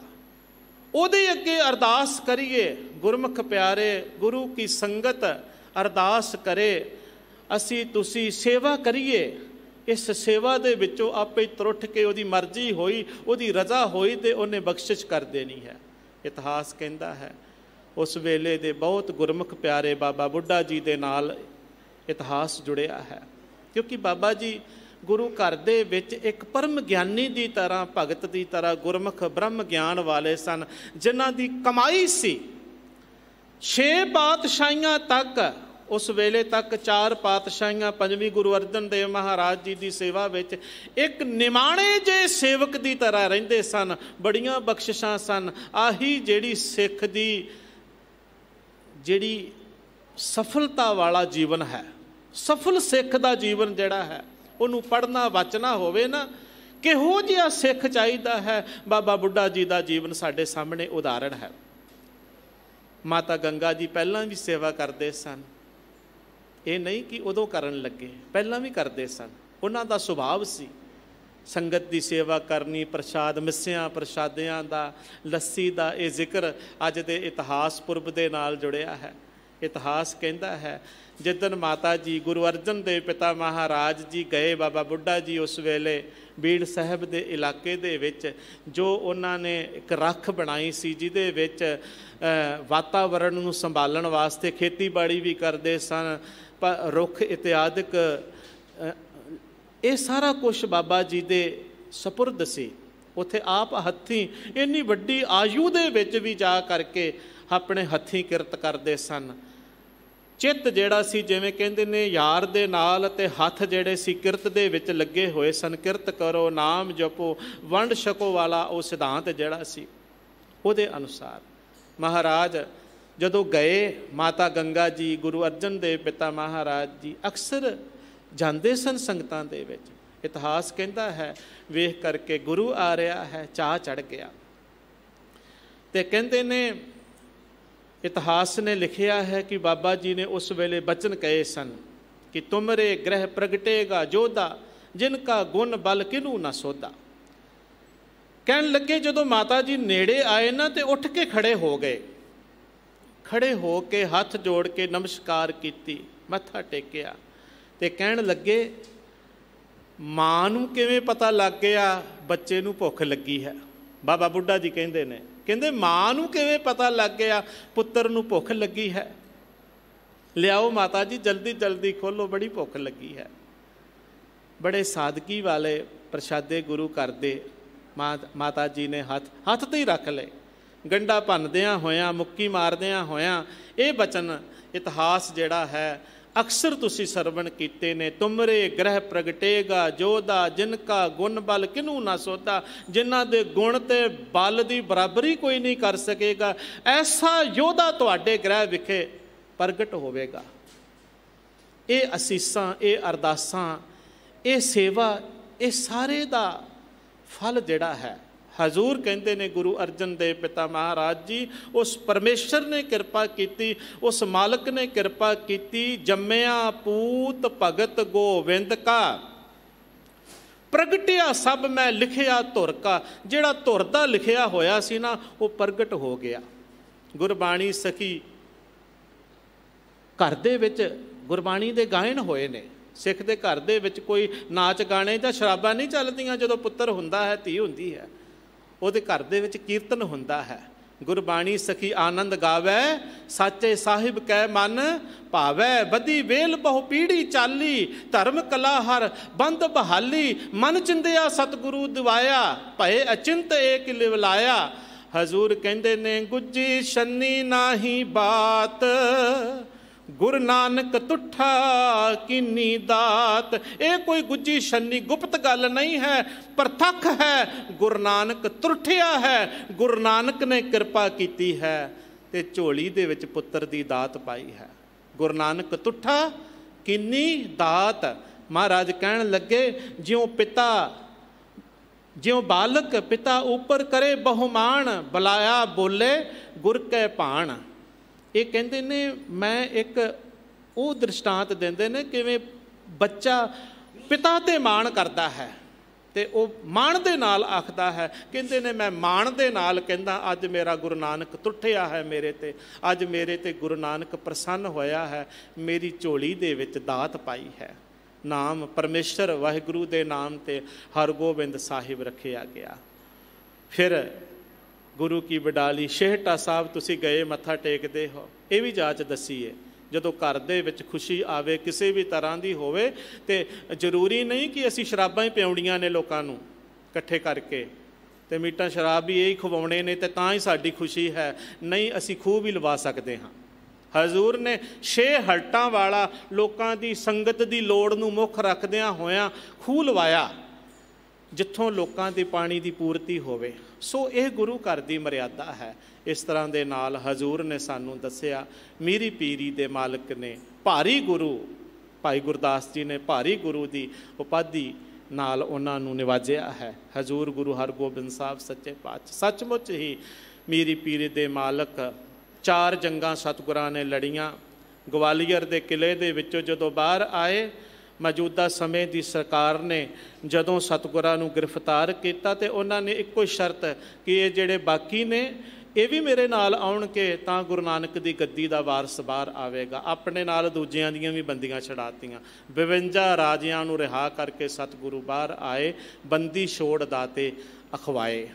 ਬੜੀਆਂ ਬਰਕਤਾਂ ਨੇ। ਸਤਿਗੁਰੂ ਸੱਚੇ ਪਾਤਸ਼ਾਹ ਦੀ ਉਪਾਧੀ ਉਹਨਾਂ ਦੇ ਕੋਲ ਹੈ। ਤੋ ਕਿਰਪਾ ਕਰਨ ਮਹਾਰਾਜ ਸਾਡੇ ਸਾਰਿਆਂ ਦੇ ਉੱਪਰ, ਅਸੀਂ ਸਤਿਗੁਰਾਂ ਦੇ ਦਰਸਾਏ ਹੋਏ ਮਾਰਗ ਦੇ ਉੱਪਰ ਚੱਲ ਕਰਕੇ ਬਾਣੀ ਪੜ੍ਹਦਿਆਂ ਵਿਚਾਰਦਿਆਂ ਆਪਣਾ ਜੀਵਨ ਸਫਲਾ ਕਰੀਏ। ਦਿੱਲੀ ਸਿੱਖ ਗੁਰਦੁਆਰਾ ਪ੍ਰਬੰਧਕ ਕਮੇਟੀ ਅੱਜ ਗੁਰਦੁਆਰਾ ਮਜਨੂ ਟਿੱਲਾ ਸਾਹਿਬ ਵਿਖੇ, ਜਿੱਥੇ ਗੁਰੂ ਹਰਗੋਬਿੰਦ ਸਾਹਿਬ ਮਹਾਰਾਜ ਜੀ ਨੇ ਆਪਣੇ ਚਰਨ ਪਾਏ ਹਨ, ਗੁਰੂ ਨਾਨਕ ਸਾਹਿਬ ਮਹਾਰਾਜ ਨੇ ਚਰਨ ਪਾਏ ਨੇ, ਉੱਥੇ ਹਰ ਸਾਲ ਦੀ ਤਰ੍ਹਾਂ ਸਤਿਗੁਰਾਂ ਦਾ ਪ੍ਰਕਾਸ਼ ਪੁਰਬ ਮਨਾ ਰਹੀ ਹੈ। ਸਮੂਹ ਸਟਾਫ ਦਾਸਰੇ ਵੱਲੋਂ ਆਪ ਸਾਰਿਆਂ ਨੂੰ, ਸਤਿਗੁਰਾਂ ਦੇ ਦੇਸ਼ਾਂ ਵਿਦੇਸ਼ਾਂ 'ਚ ਬੈਠੀਆਂ ਸੰਗਤਾਂ ਨੂੰ ਗੁਰੂ ਹਰਗੋਬਿੰਦ ਸਾਹਿਬ ਮਹਾਰਾਜ ਜੀ ਦੇ ਪ੍ਰਕਾਸ਼ ਪੁਰਬ ਦੀਆਂ ਲੱਖ ਲੱਖ ਵਧਾਈਆਂ ਨੇ। ਭੁੱਲਾਂ ਦੀ, ਗਲਤੀਆਂ ਦੀ ਖਿਮਾ ਬਖਸ਼ਿਸ਼ ਕਰਨੀ। ਫਤਿਹ ਦੀ ਸਾਂਝ ਕਰੀਏ, ਗੱਜ ਕੇ ਬੁਲਾਓ ਜੀ। ਵਾਹਿਗੁਰੂ ਜੀ ਕਾ ਖਾਲਸਾ, ਵਾਹਿਗੁਰੂ ਜੀ ਕੀ ਫਤਿਹ। ਰਾਮ